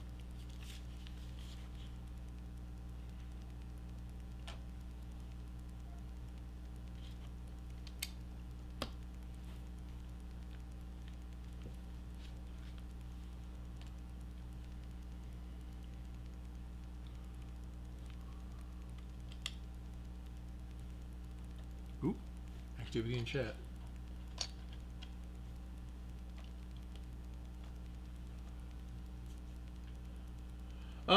Yes, so I'm seeing a J-Man Jones, the zombie killing machine, 6839. Hey Odin, it's J-Man. I used your tutorial on how to make Cap Shield and I made Taskmaster Shield. Sweet! I like the fact that you didn't make exactly what I make. I really appreciate that. Do I have any plans to do more foam prop videos in the future? Yeah, yes, I want to. There was a point in time when YouTube no longer paid the bills and I had to get a day job, and commuting, day job, and life, as well as major life changes like divorce and losing where I was living, really kind of made it hard to keep going with the daily builds like I was doing. But I want to, and what I really want to do is to one of these days be able to get home from work and not be so exhausted all I want to do is sit on the couch. And I'm looking forward to that happening. Work is changing too. So instead of driving in creeping traffic for over an hour to get to work, to get back to work, now that the office is moving to downtown Sacramento from a suburban area, sort of a non-downtown Sacramento area, I'm actually going to try and take the light rail, Sacramento's electric train, which is not very well designed, but happens to work out that it's a much easier commute for me to get to one of the stations where there's free parking, to get onto the RT Metro train and take that downtown. And also there are state employee initiatives that they will reimburse me for my bus passes and RT passes, but they won't reimburse me for paying for parking to go downtown. So if I was to drive all the way downtown, not only am I paying for all the gas out of pocket, I then get to pay for wherever I'm parking every day out of pocket. But if I go to the RT station, parking's free. It's a shorter drive. I don't have to get on the freeway at all. And then they'll pay me back for my bus pass each way. Yeah, I'll be doing that. So I'm hoping that my experience on mass transit isn't going to completely drain me the way my experience commuting in mass traffic does. Oh, watch me hate it.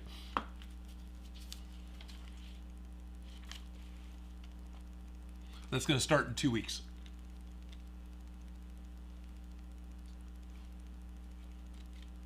So we're putting this, yeah, right here. Is this? Oh, yeah, that's right. Okay.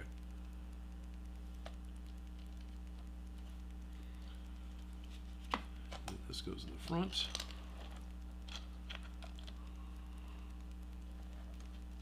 Oh, this is locking it in. Okay. So the nose does not dislodge and disconnect like I thought it could. Best of luck, Odin. Thank you, Matthew DeGraves. I do miss your prop builds, but I get how life sometimes slows things down. Yeah. Make my own resin Dragon Balls. Right. Oh, man. Sure, you put so much work into doing those. Vortec, that was it.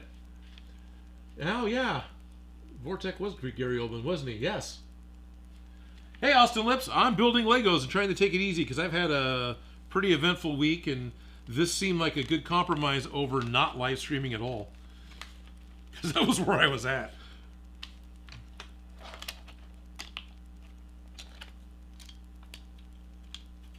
I saw somebody else was asking about how to join Discord. Go to patreon.com/Odin Makes, and there is a link to allow you to join Discord. Oh, I put those on early.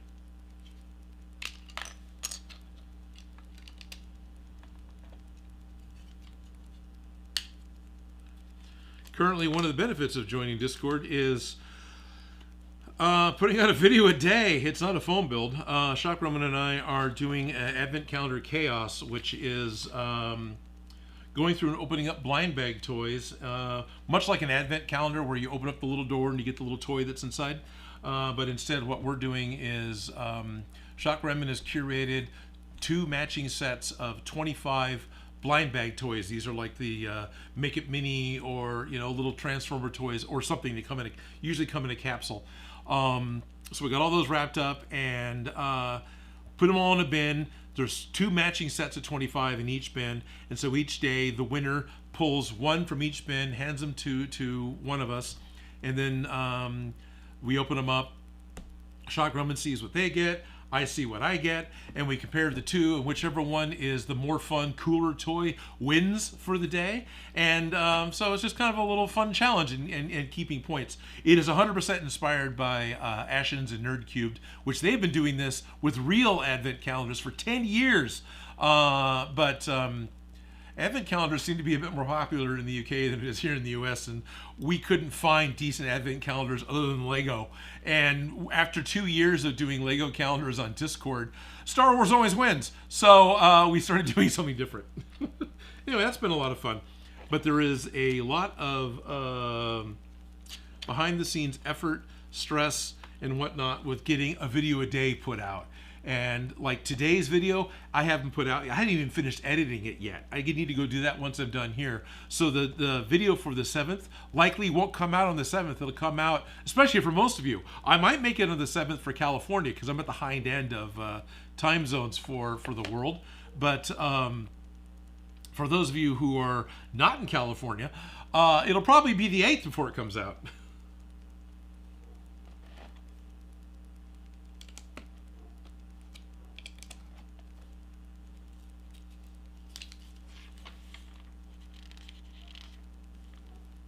Yeah. Yeah, Lewis says we should be able to claim our vehicles we drive to and from work and claim repairs on taxes. Right? If I'm expected to at least I can claim miles if I have to take my vehicle not to work but to a off-site event.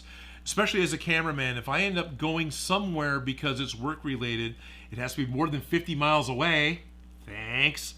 But if it's more than 50 miles away, I can claim the mileage, and that's nice. Because that's a lot. And since our office has departments in Sacramento and Oakland, which is almost 200 miles away, hell yeah, I drive my vehicle down there. 200 miles at like 70 cents a mile reimbursement. Thank you. I will happily do that instead of taking Amtrak.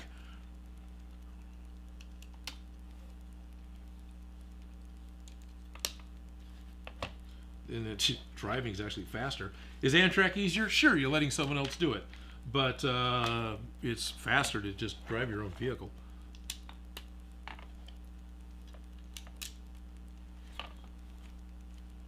Oh, so apparently those are the extra parts that aren't even on screen. Those are the extra parts from this part of the build, which makes sense. I've always enjoyed... oh, good, I got an extra battery. All the little pieces. All these tiny parts, you always seem to get an extra one of with your Lego builds. Now it's bag 2. And this bag will complete the main ship. And if I shut up and just build it, I might actually get it done before the end of the stream. Am I going to get the other 2 done? Nah, probably not. I don't shut up long enough. I might, but I don't think so. Alrighty. I keep doing... I've changed where the camera numbers are, and so my habit is for this camera to be number 3, but I don't have it plugged in number 3 right now.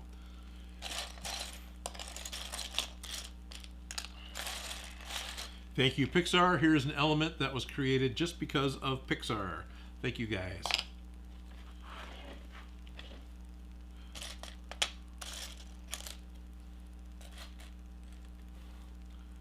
Yeah, those are pearl gold. So it goes here and it goes here.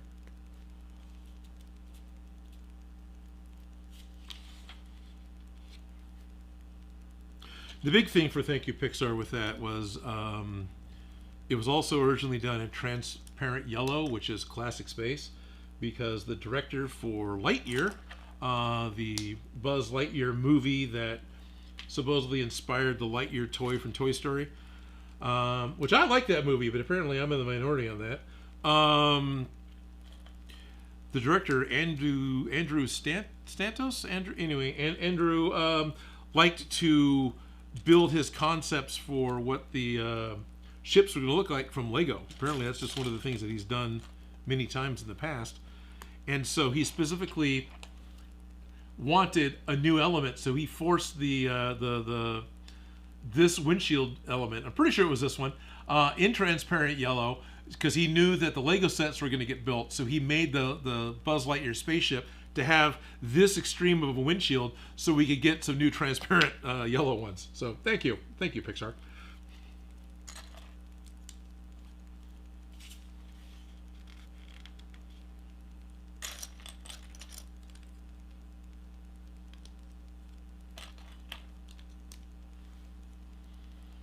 Two times. Oh, I love when you get to the end and it says 2 times.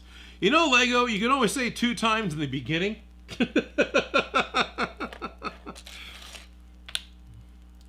Let me turn the page back. Turn the page back again. Oh yeah, and I am so used to building Lego out of a pile. I've never, pretty much, I might have tried it once or twice.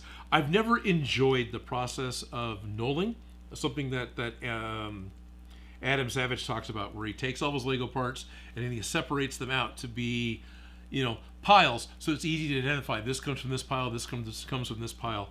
My entire life has been chaos Lego and object recognition and dig through it, that I've never bothered to do the knolling. And I've worked with people who want to do that, and it just seems like an extra step that takes a lot of extra time that I don't feel like I spend that much time digging.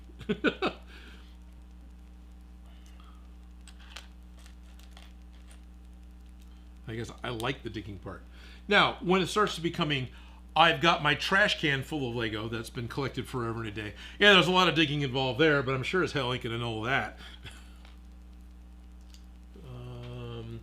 Lego piles are why I like kit bashing. Yes, sharp shot effects, I would agree. I think Lego piles is why I like kit bashing. I also like the, hey, this is the parts I've got to work with, what can I make? And that's a lot of fun for Lego, and that's a lot of fun for kit bashing.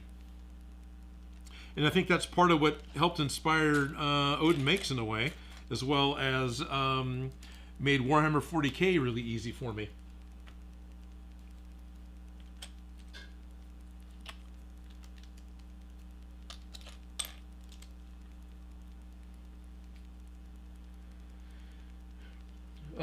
David Truitt says, the first Lego thing I ever made was a space station out of spare Legos parts that came into a thrift store. And once I was done, the thrift store owner let me have it for $5. Oh, you built it in the thrift store. Oh, wow, that's cool.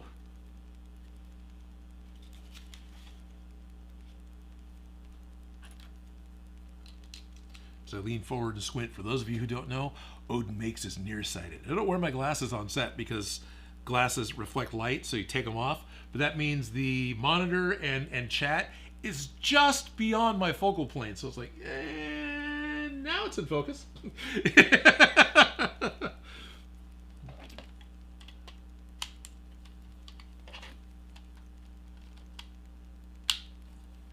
Which also makes it hard for me to tell if, oh, my camera's doing that. Great. Which also makes it really hard for me to tell if my reference monitor, if my cameras are in focus or not, because it's out of focus for me. So I can't tell.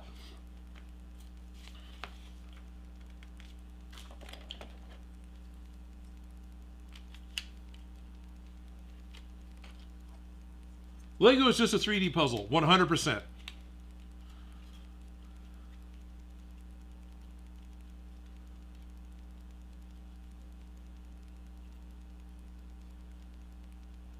Oh, okay, so Matthew DeGraves, well, could you now do which? I was reading is that you don't think you could just, yeah, you said like dumping a bag and seeing here's what we're working with. I built it work the same way. Just give me a box of parts. Yeah, okay, so you don't like knolling. Cool. Which is fine. Both work. Whatever works for you, do it, right? I'm not trying to say, no, don't do that. That sucks. No, I don't want to do that because that doesn't seem like a worthwhile time spent for me. That's all that is.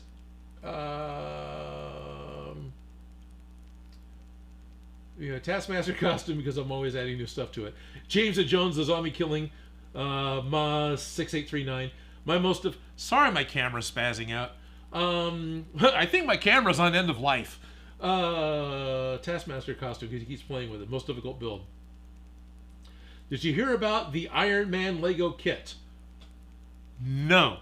There are so many Iron Man Lego kits. I haven't heard anything about a new specific Iron Man Lego kit. Dino Man. Oh no! David saying the spaceship that he built in the thrift store was sitting on a table, so a year later his cat knocked it off the table, and he wasn't able to put it back together again the same way because it was a total, just inspired, rando build. There were no instructions. Probably didn't have pictures. I get it. I've done that. Oh, this is really cool. No, now I got to fix it. Well, it's different. It doesn't feel the same, but it's different. Now here's where I'm not seeing the part that I want. I'm looking for, it should be a dark gray or black. It's the swoop piece, but it's only a single wide. There it is. Oh, I want orange, this guy, or pearl gray. And then this piece is what's holding. Oh, okay. Control panel.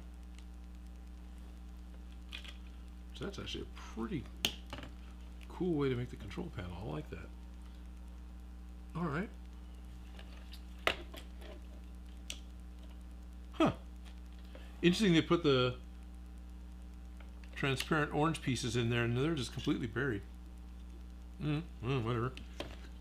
Thank you for giving me transparent orange parts.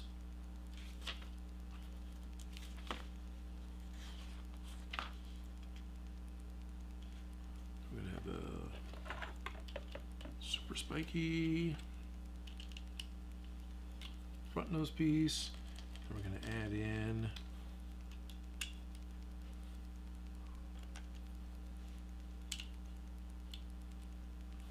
more super spiky front nose pieces. All this white just blows out. Sorry. Yeah, 3's probably a better shot still. Do a real challenge. Put a 1,000-piece jigsaw puzzle together looking at the back side of the pieces. Lewis, it wasn't 1,000, but I've done that. It was like 500, I think. And I've also done... there was a double-sided puzzle, and I got a hold of it.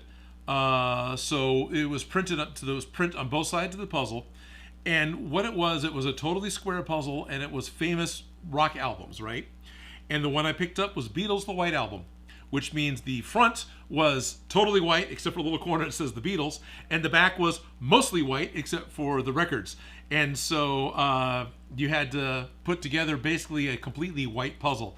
But there was a tell as to which way was the right white for it going up, because it's printed on a piece of cardboard, and then the jigsaw die comes down and punches the cardboard out, which means that it goes through the top like pushing cookie form through cookie dough. You get that deformation as it's punching through, and then it's flat on whatever the bed is the die is punching on the backside. That deformation causes a spike on the backside that also gets compressed, so you get this little ridge in the back. So you can look at a jigsaw puzzle piece, and you can tell you're looking at the front because all the corners have a little radius to them. You can tell you're looking at the back because it's got this little bit of a raised, flat, deformed edge because of how the blade goes through it. So at least had that going for me. But even then, it was just a big white puzzle.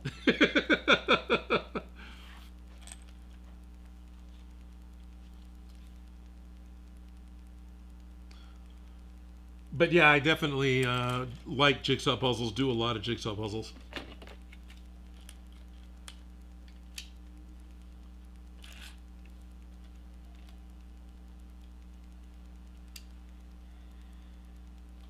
Half the time when I'm on a Teams meeting at work and I'm just listening to other people for half an hour talk about their projects on a separate screen, I'll pop up a digital jigsaw puzzle and start putting it together because, you know, I can actually listen to what they're doing. Doing a jigsaw puzzle doesn't require me to...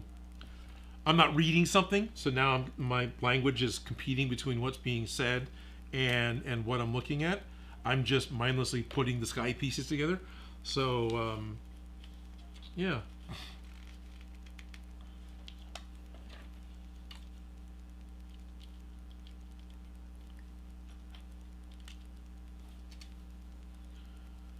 And then you want to turn it around. And we're going to do the same thing.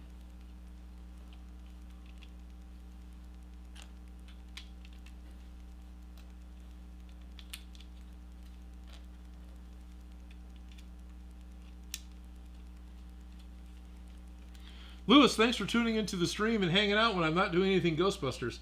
I know, you know, you're multifaceted. You got more going on than just Ghostbusters. Same thing for you, Bryce. I appreciate you guys tuning in and saying hi, even though I'm not doing anything with what we've been doing forever.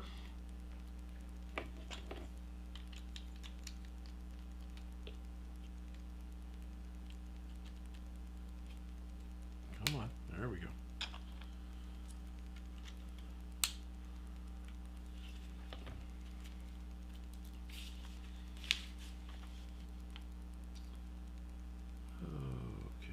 Interesting.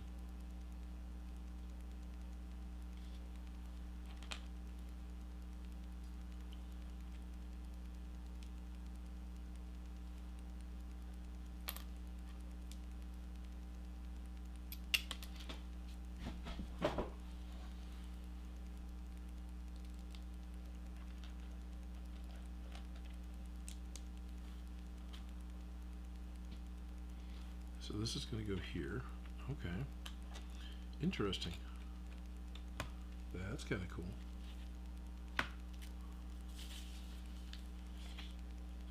Yeah, that's kind of cool. So it's got a button. Yeah, that's cool.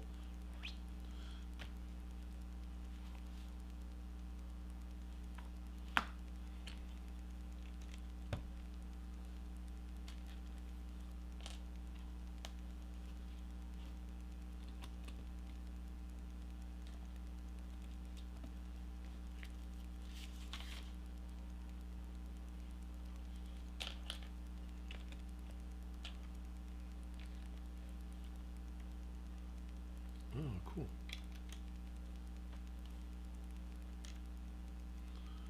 Where does this bit go? This goes in the back.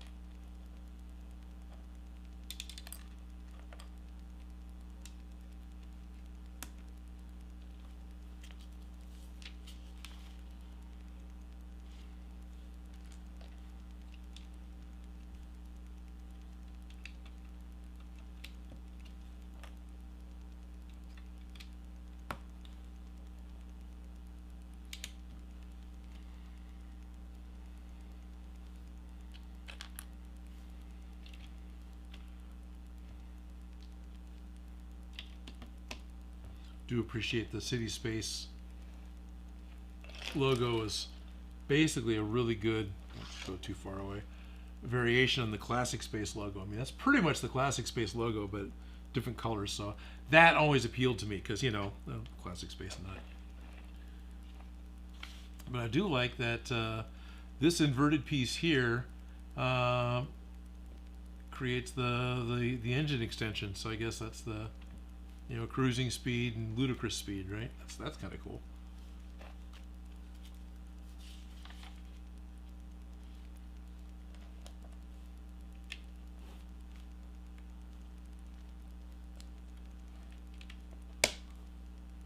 So I got these hinge parts, and they're going to go into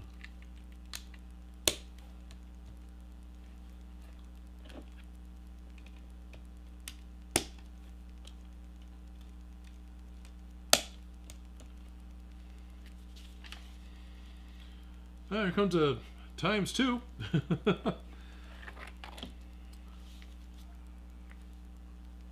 going to do these guys. Where's my center? Over here.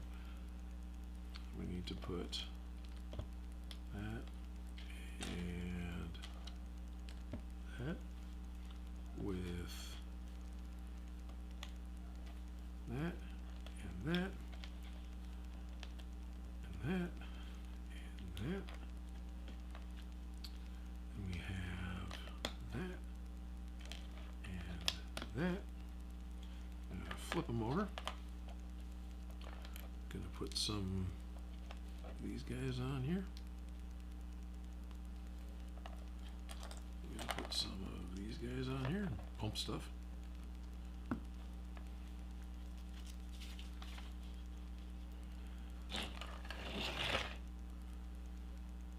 And this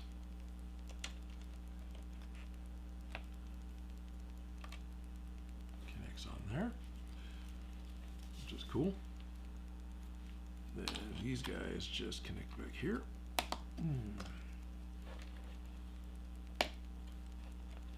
More stuff that moves.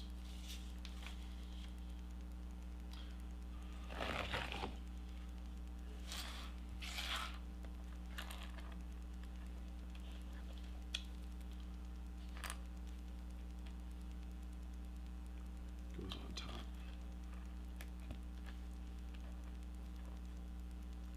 Goes here. This whole bottom is covered with these guys.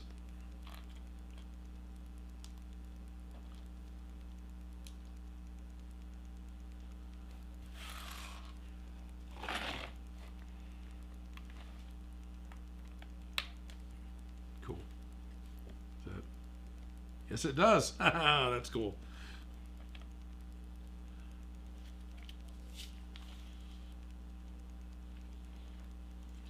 Then it's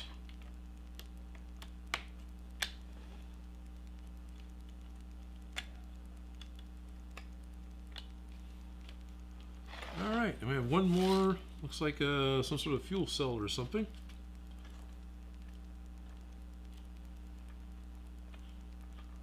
Or translucent lilac purple with mica flakes parts here.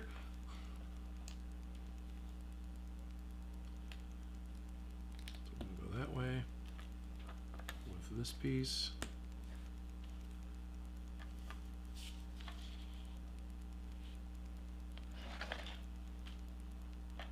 Oh, I forgot at least one part. So apparently I forgot 2 parts because I'm not seeing where this went. I think I missed that. Doing stuff in a hurry. Cool! I missed a piece. I don't always do that. Oh, it goes this way so it can connect. Oh, okay. Right, so your drive-in gauges or whatever. Cool. So where did I miss this part? I don't think that's an extra because that's not typically an extra part. I forgot to put that somewhere. In my haste, I forgot a bit.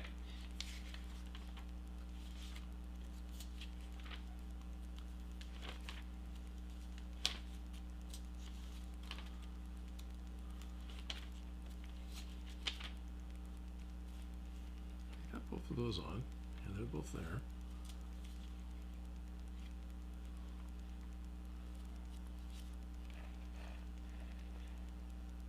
Yeah, bummer that got so dark. Cheap lens.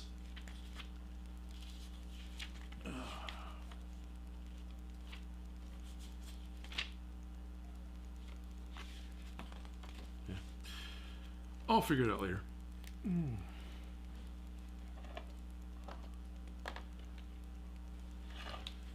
Then there's room for an intrepid pilot, right? But it goes in the...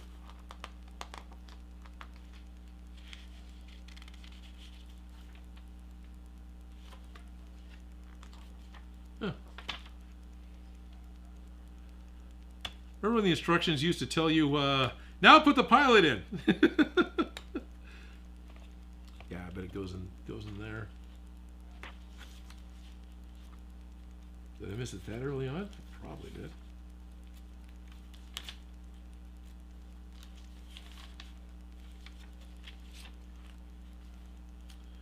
No, they wouldn't have put it in that late. Okay. Huh. I'm not sure.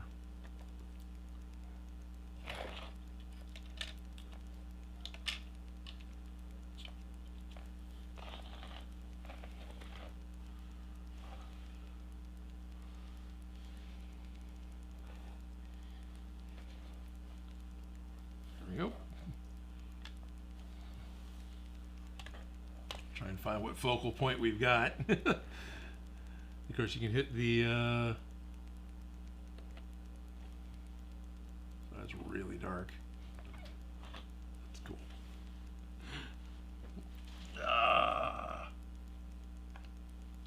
Cheese, thank you. This is really cool. I really appreciate getting a Lego set to build. This was cool. This is a cool set. I can see why this one was popular. I think it's currently retired, but it's got a lot of like flaps that open and move. Yeah, this is cool.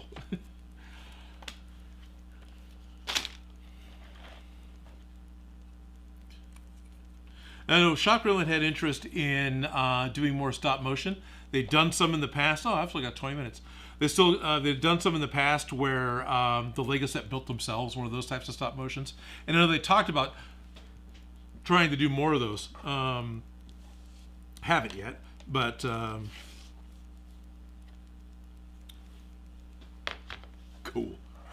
cool. So I have found that I still really enjoy looking at the Lego, looking at how they design the parts, and actually putting them together. Now, when it comes time to running around the house, you know, swooshing them, I don't do that nearly as much as I used to. Can't imagine why. I suppose times have changed. Let's see. Ludicrous Speed, very cool looking, yeah. Light stick might be fun for kids. Need to find a Grinch partner. Gotcha, Lewis. Yeah, Santa Grinch, Laurel and Hardy type shtick. That could be fun. Is this 60430 the interstellar spaceship? Yes, Brian, right. But this one specifically came from the 3-in-1 Super Pack, so it's 60441. But it is that kit. This kit had the interstellar spaceship as well as a mech and a bike. And I got 20 minutes, so let's get the other ones done. That does look cool. I'm glad you enjoyed it. Cheese, I hope you enjoyed me building it, you know, more or less in front of you, with you. It's kind of fun. Hey, if you guys really want to watch me build another Lego set, there's a P.O. box right in the description to this live stream. You feel free to send a Lego set to that P.O. No. Yes. No.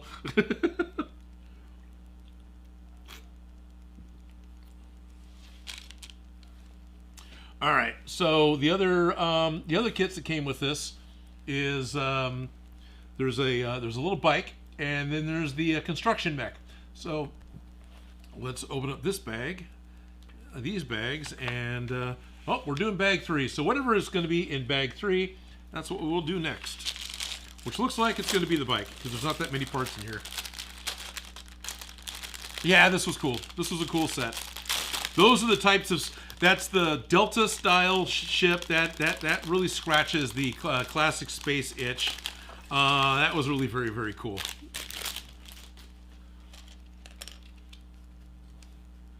Oh, hey, it's got the light blue. Neat. All right. Come here, mouse. I need your help keeping the page open.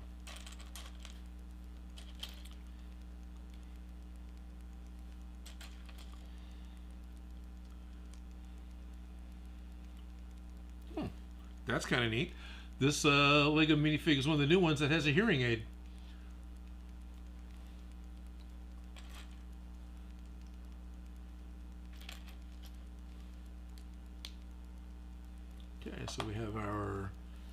astronaut, our bike pilot.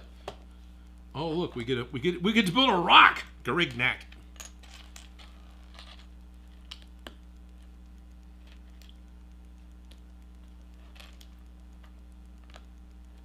There we are. Rock, rock, rock. I'm gonna start with the 2x10 plate. I remember a team building thing that the PBS station did when I was there, where we all got a tiny little kit. Right, we were broken up into teams of like 5 or 6 people. Everybody got a little tiny box, a little tiny kit, and one person was elected to be the one who read the instructions. And he had to verbally read the instructions, which are, you know, pictographs, right? These are the instructions. You don't normally read these. So the thing was how to relay instructions for a project to a group of other people in terms that everyone can understand. And it was really kind of funny because, you know, there's certain Lego terminology that I knew. There's another editor who did all the spots. His name's Neil. He sometimes watches the channel. He's actually been working on a video of my adventures in Colorado Springs for a little while. Hopefully that'll be done soon. He also knew a lot of Lego terminology, so we could look at the instruction and go, all right, we need a 2x10 plate, and that's going to connect to a... But of course, not everyone else knew the terminology. But it was fun. No, I don't think the team I was on won, but whatever. Competing isn't necessarily... Competing's fun, right? Competitions are fun, but I'm not always a gotta win competitor. I am a enjoy the game competitor.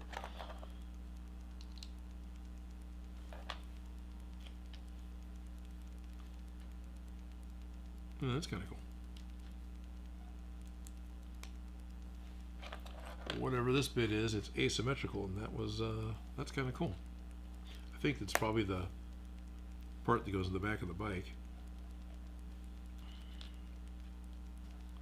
And that goes on top. Then we get one of these cool pieces that goes in here. Yep, this is the whatever thruster engine that goes in the back of the bike. And we have another fender that goes on top.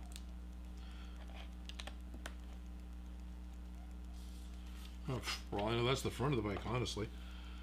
I don't know which is which.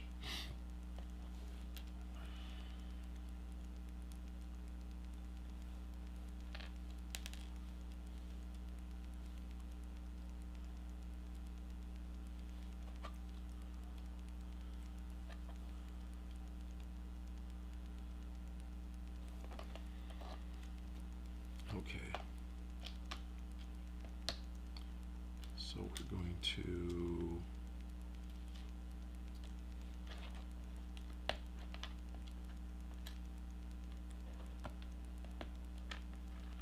do those.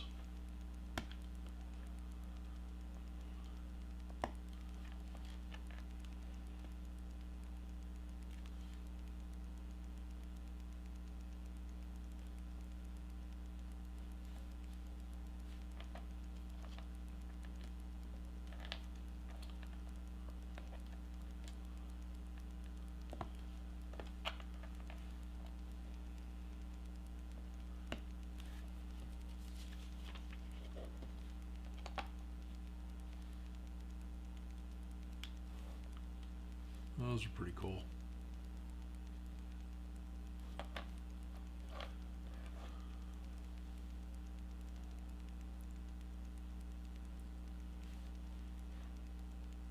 This goes back here. That's your battery. Did I miss that? Or is that one of the spares? That's one of the spares. Cool. So we got a bike and a biker pilot and a rock. So if we're real careful, can we have the bike fly by the rock? Not quite. That's fine.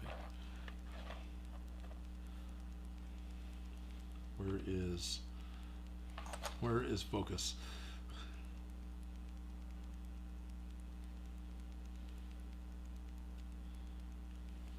Of course, because of the way the engines are made, it is adjustable. So for those of you who really want to do a stop animation Lego, you can.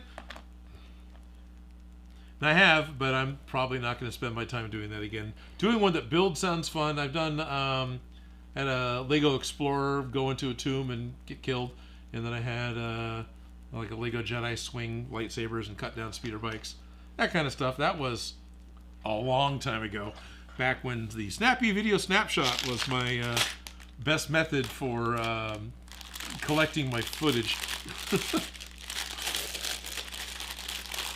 All right, this will take me more than 10 minutes, but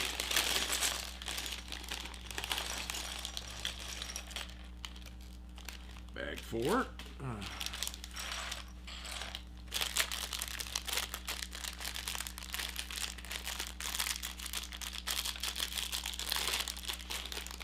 Those videos are long gone, by the way. Yeah, those were definitely like late 90s, early 2000s animations that I did. Weren't very long. Elaborate-ish.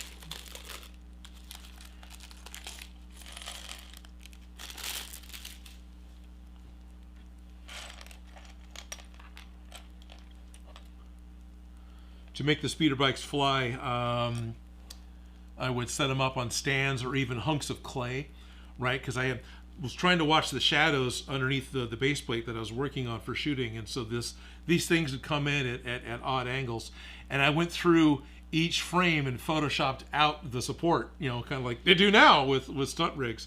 You know, it wasn't too hard to do at however many frames a second. This guy's got a hearing aid too.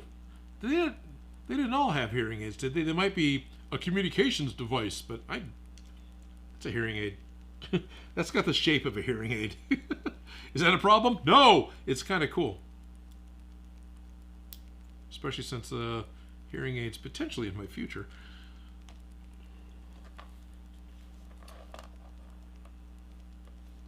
So we got our construction guy with the variation on the classic space logo, which makes me happy. Pretty cool, you know, decent space construction helmet. I like hard spacesuits. So that's kind of neat. Yes, Dan, this is one that would be fun to do as a full-size Lego. No, Dan, I don't intend on taking any commissions to make full-size Legos from anybody else ever again.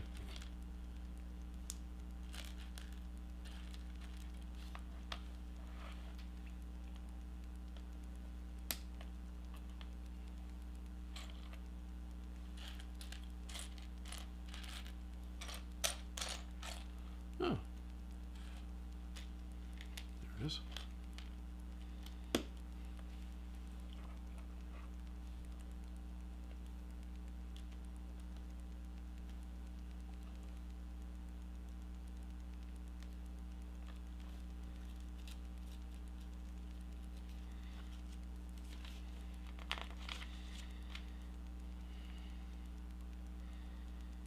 Okay.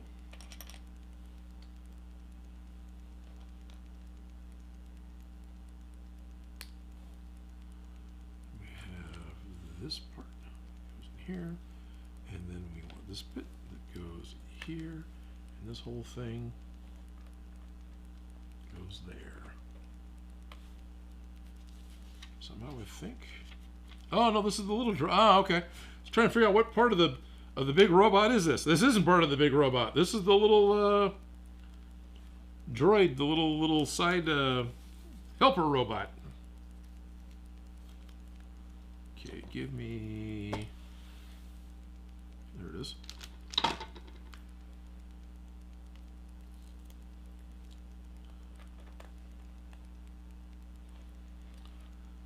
Stickers. Am I a fan of stickers? Yes and no. Are printed parts cooler? 100% of the time.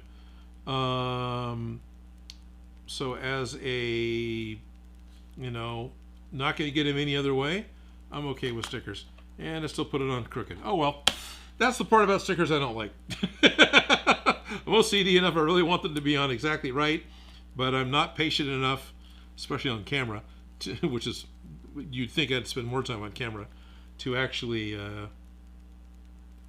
really nail that. Okay, I got a couple robot arms and I got a couple of drill bits, and I need the robot arms that look black in the instructions, but they're not. They're dark gray. Sorry, the drill bits rolled behind the picture-in-picture thing.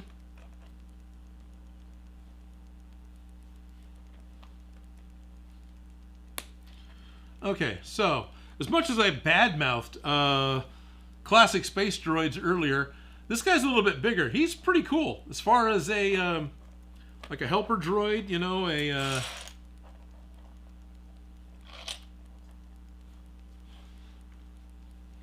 yeah, I like that guy. Figure out where the focal plane is with the camera because it's tiny. So there's a little construction helper bot. That's cool.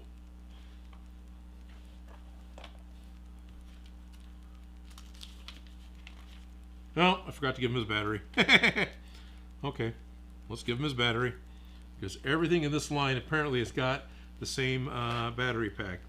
There we are. All right, now he's working. Look, we get a rock.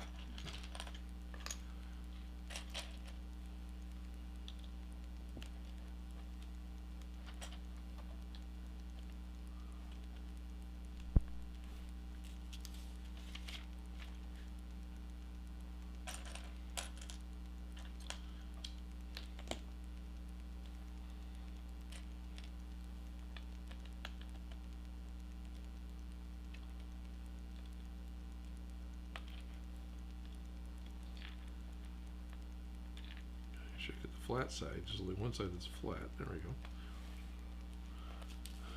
Yeah. There we are. Now we're StarCraft, right? Why more resources?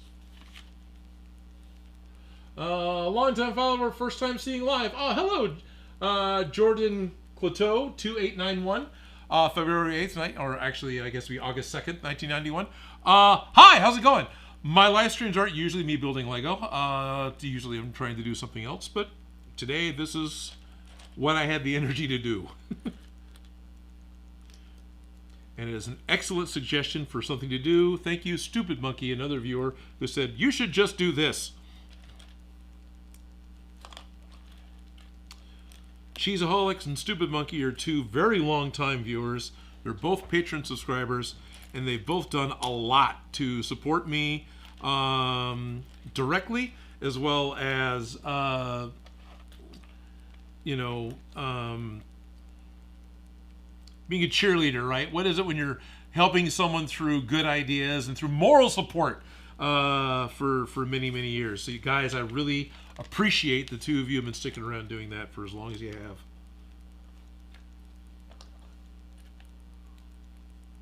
You too, Devin. You're also important. You keep cheese happy.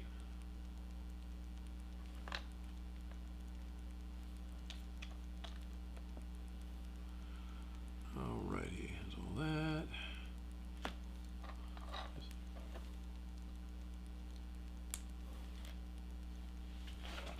I got up and moved and my placement's off.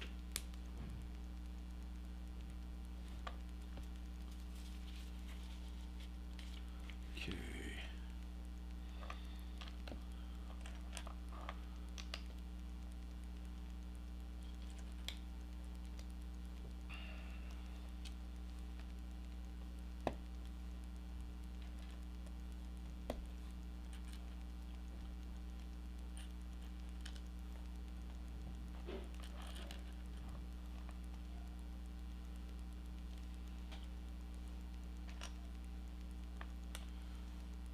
Take just a tire hub.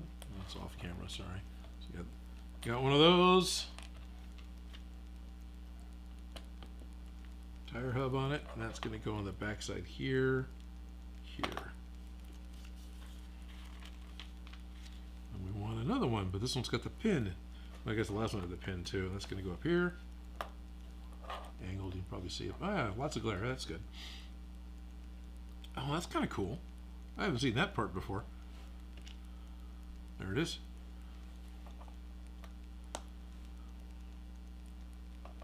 Right? No, it goes down the other way. Oh, that makes sense. That's going to keep it kind of captive. And then we're going to take the stud insert and a pin stud insert. And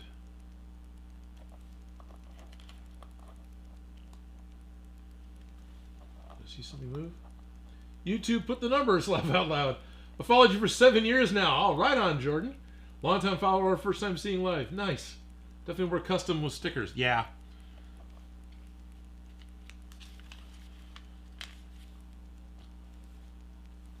Oh, we're on a new section. All right.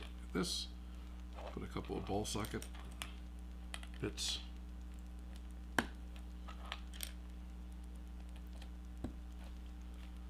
Over here, and then one of those old engine pieces.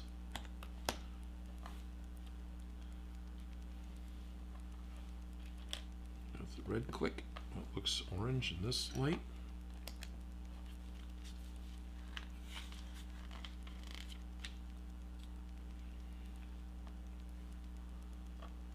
And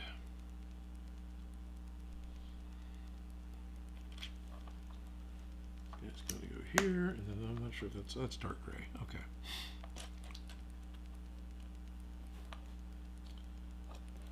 It goes there, and then this is going to go. Oh, these come together. It's going to go here, and like that.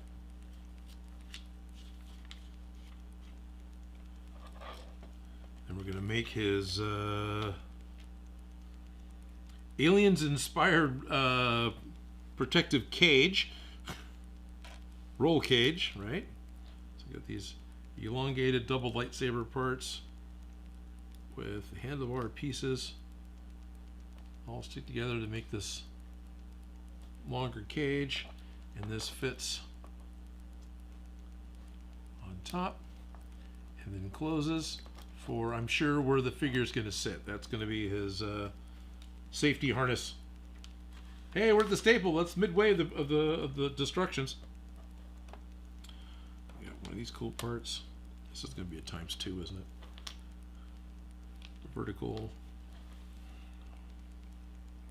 You're allowed to look ahead, Odin. It's your instruction book.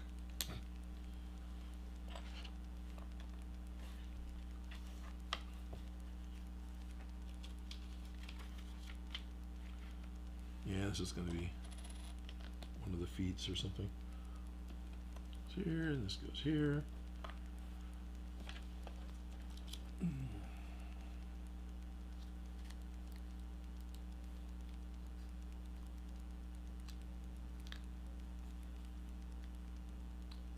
Not that my screwdriver's free of like oil and stuff, but at least it's not fingerprints, right?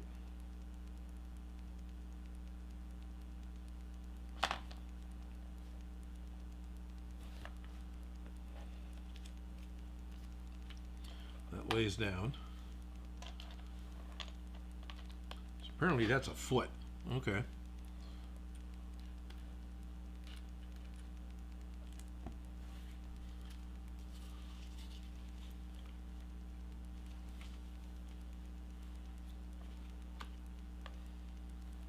Then those, one of these, line screen, one of those, that has this bit that goes up here for extra detail.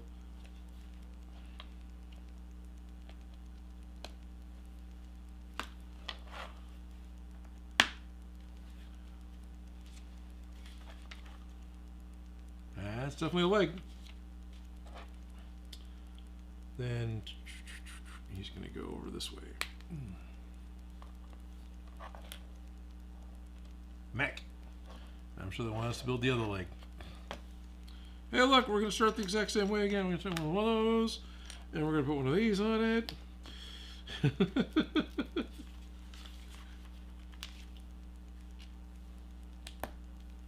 Those, one of these on it. Put that on there. This, and a sticker. There's only 2 more stickers.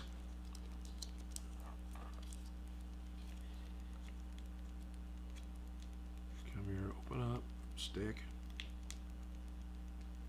pull off.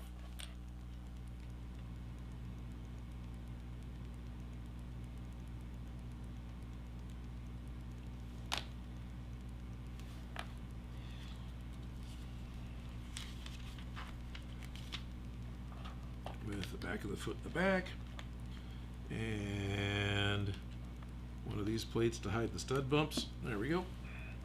That's the other foot.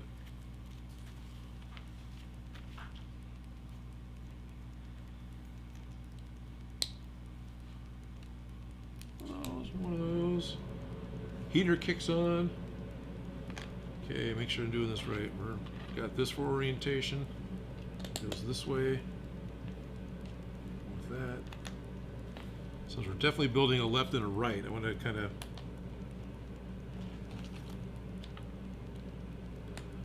plenty of times that I've ended up building a right and a right. You know, I want to build a left and a right. And this goes, yeah, I already read that backwards. It goes that way.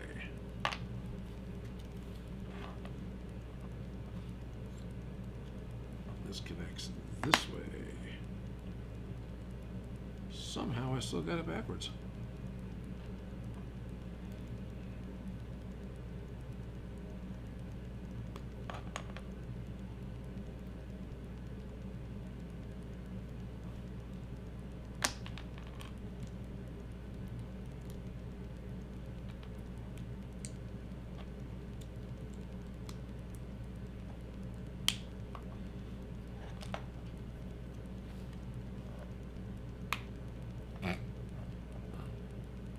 I did? I just folded it the wrong way? Alright, well, whatever. I'll get there eventually. It may take me 18 extra steps, but I'll get there eventually.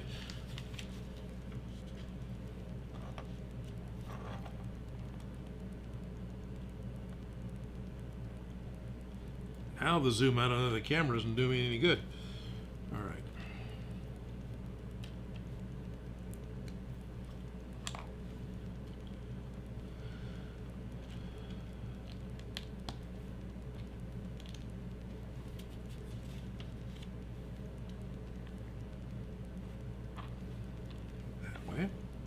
Glad that part's printed.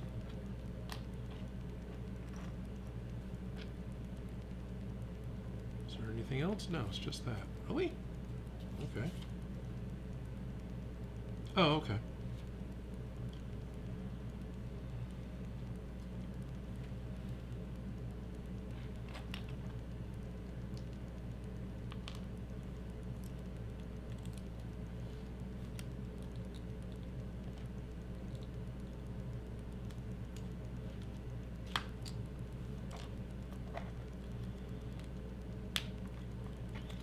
And apparently that's his jackhammer arm, right? Nice.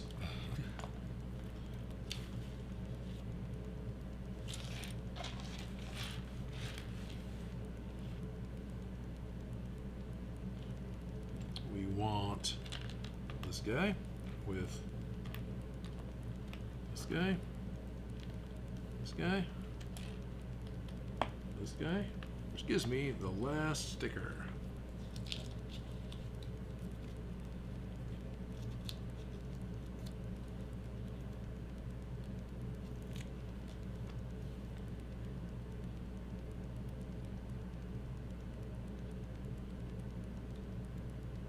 That's way off.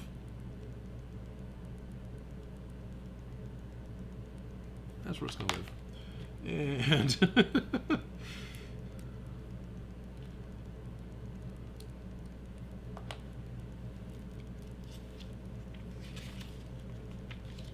oh, he's got more going on. He's got a big old hammer that goes on the end of it. Alright. There's more going on. He's got a big punchy fist thing. That makes sense.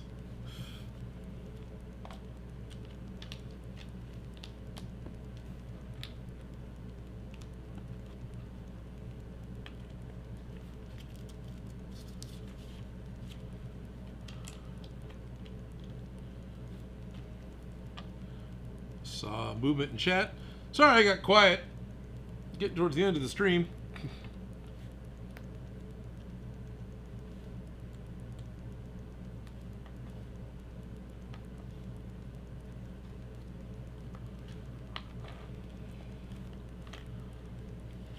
Okay. This goes behind the planet. Well, behind the ship flying by the planet. I suppose another way of putting that.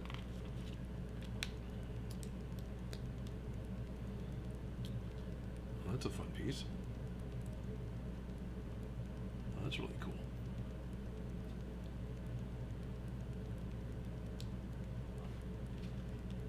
Oh, nice. Legitimately got like a claw going on. Oh, that's really cool.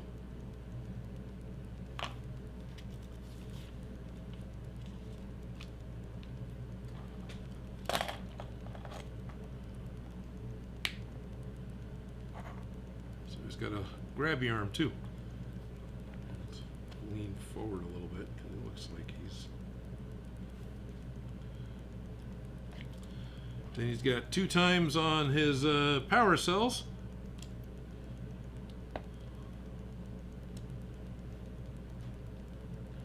Power cells attached to the uprights.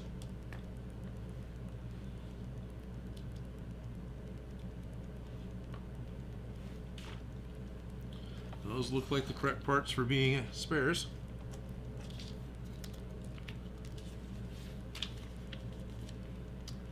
Then you open that up and you got Mr. Pilot Dude.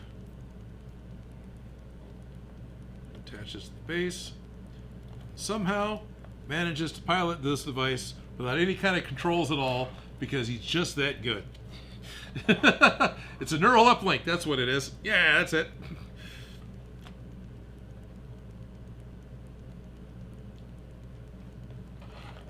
Rock. Got a rock. Got a truck.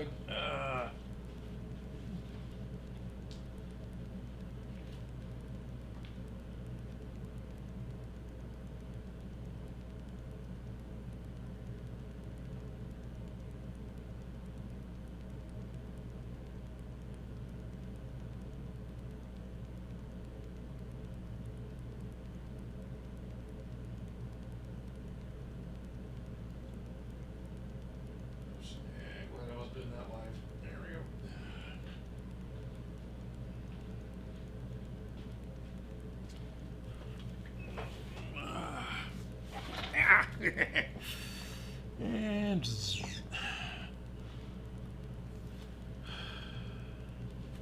funny, that looks a lot lighter. Really a bummer how dark that camera is, but anyway.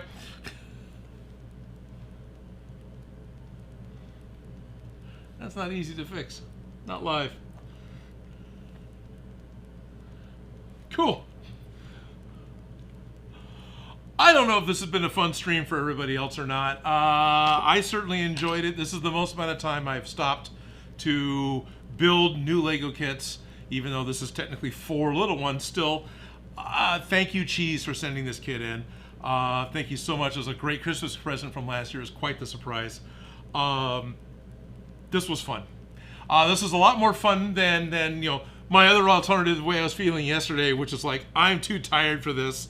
I don't have time. So thank you, Stupid Monkey, for an excellent idea. I hope this quieter stream, this just me building, enjoying Lego, a little bit of stories, a little bit of interaction.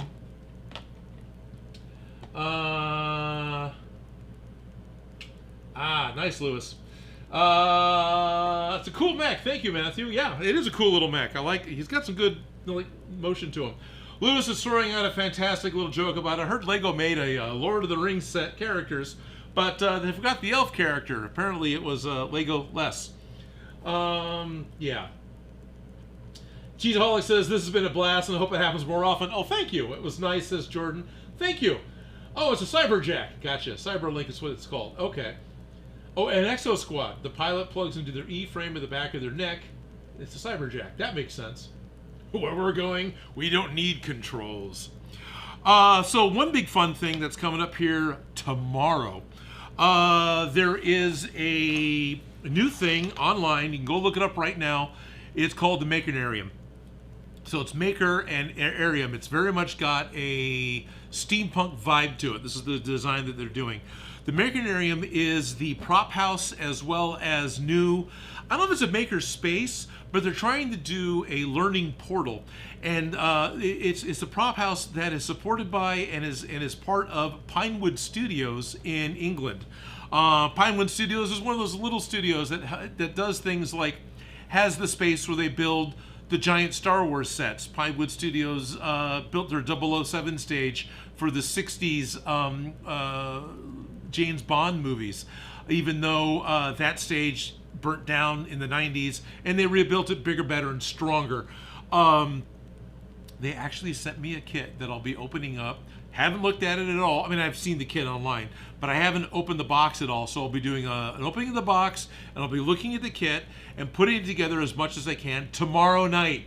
So immediately, almost 24 hours later, there's going to be another Odin Makes a live stream where I'm going to be opening up the Wasteland Key. This is it's a new kit for the Makerarium. They're actually going to have an online class, so if you want to order one of these Wasteland keys, you can, and do the online class with them on December 16th. But the Forge, which is the learning portal that Makerarium is putting together, that is launching tomorrow, December 8th. Time zones are a thing, so it could be opening up in just 4 hours for some of you guys. Yeah, that should be really cool. It's absolutely Fallout inspired, right? It's what I've seen. It's a wrist gauntlet piece that's got extra greebles on it and buttons and things, and it's modular and it looks pretty cool. It's also delightfully plain, right? And this is not a knock at all. The way I see it, and I could be wrong, it is a really good base for you to be able to modify and make your own. No idea how much the kits cost. No idea if there's a cost involved for doing their courses, but it's makerarium.uk.co, I think. If you just look up, if you Google Makerarium, I'm sure you'll find it. The logo is a flying zeppelin with a gondola underneath it, some classic steampunk looking stuff. They've been really cool to talk to, and if you go and look at their site, you know, you're going to recognize all the stuff that they've been building, because everything you watch has been shot at Pinewood Studios practically. It's the way it feels like. If it's not shot in New Zealand, it's shot in Pinewood, because there's nothing being shot in America at this point. Anyway, it's so sad, but it's true. So that'll happen tomorrow night. My plan is to stream at, haven't decided on that. Sure. Let's do 5 p.m. So I'll go from 5 to 8 tomorrow. So a nice 3-hour stream of opening this thing up and putting it together. I'm also going to record it with the intent of editing it down to a produced video. But in order to actually do what Makerarium wanted and have this thing happen on the 8th, the only way I could really do it was do it as a live stream where I could actually interact. So I'll be posting about how I'm doing this live stream in just a little bit. I'll do it a little later today. I didn't want to do it before this stream because I didn't want to cross-pollinate. I've had those issues before where I thought you were doing this thing. It's like, no, that's for tomorrow. So that's for tomorrow. And that's going to be tomorrow, December 8th, starting at 5 p.m. California time. So definitely adjust that because it's going to be later in the day for everyone else. That is super late for those of you who are in Europe. I'm really sorry, but I have a day job, and I kind of have to do my day job so I can keep my day job. But thankfully, I'm work from home tomorrow, so it'll be easy enough for me to be able to not have to ride the train and come out and do a live stream. This does also mean that the Odin Makes Advent Chaos for the 9th will probably be late, because I don't know when I'll get a chance to edit that tomorrow. I still got to do today's and tomorrow's. That's probably what I'm going to be doing for the rest of today. As well as taking care of Shop Gremlin. Thank you all very much for tuning in. absolutely, it's going to be a public stream. I'm going to post it and have it ready to go with a countdown here very shortly. You're all welcome to jump back tomorrow to whatever level you want to watch. Hopefully for Cheese, since I know you work nights, that'll work a little bit better for you. We'll see what happens. It'll be fun. It's going to be a kit. It's going to be interesting, and I'm really glad that they picked me as one of the recipients to get one of these kits. Apparently not that many have gone out. Ted also got one, because I was talking to Evil Ted earlier, and he also got one of the kits. We were actually talking before we got them. He wasn't even sure what it was. He was just like, Pinewood Studios? Yeah, sure. Which is what I did. It's like, Pinewood Studios? Yeah, sure. What do you want? No problem. Everyone, thank you very much for tuning in. Norman says, I love watching this, and my 1.5-year-old grandson loved this. Right on. Thank you, Norma and Willow. Hello to your grandson. Don't cross the streams. David says, have a good night. Jordan says it was nice. Thank you. It's been a blast. I hope it happens more often, says Cheeseaholics. So thank you all very much. Thank you to all of you who've stuck around to the very end. I will see you however many of you want to be here tomorrow night, but I do plan on coming back in 2 weeks. Maybe I'll finish the P2. Maybe Felicia will be here. I don't know. My plan at this point is to finish the P2. I thought I was going to finish the P2 today until I couldn't even remember that was my plan yesterday. That's how fried I was. We'll see where I'm at in 2 weeks, just before Christmas. Thank you all for being here today. I'm all zoomed in so I can see it. Let me stand up and not be in shot anymore. There's the end stream button. Alrighty. Good day, everyone. Thank you very much.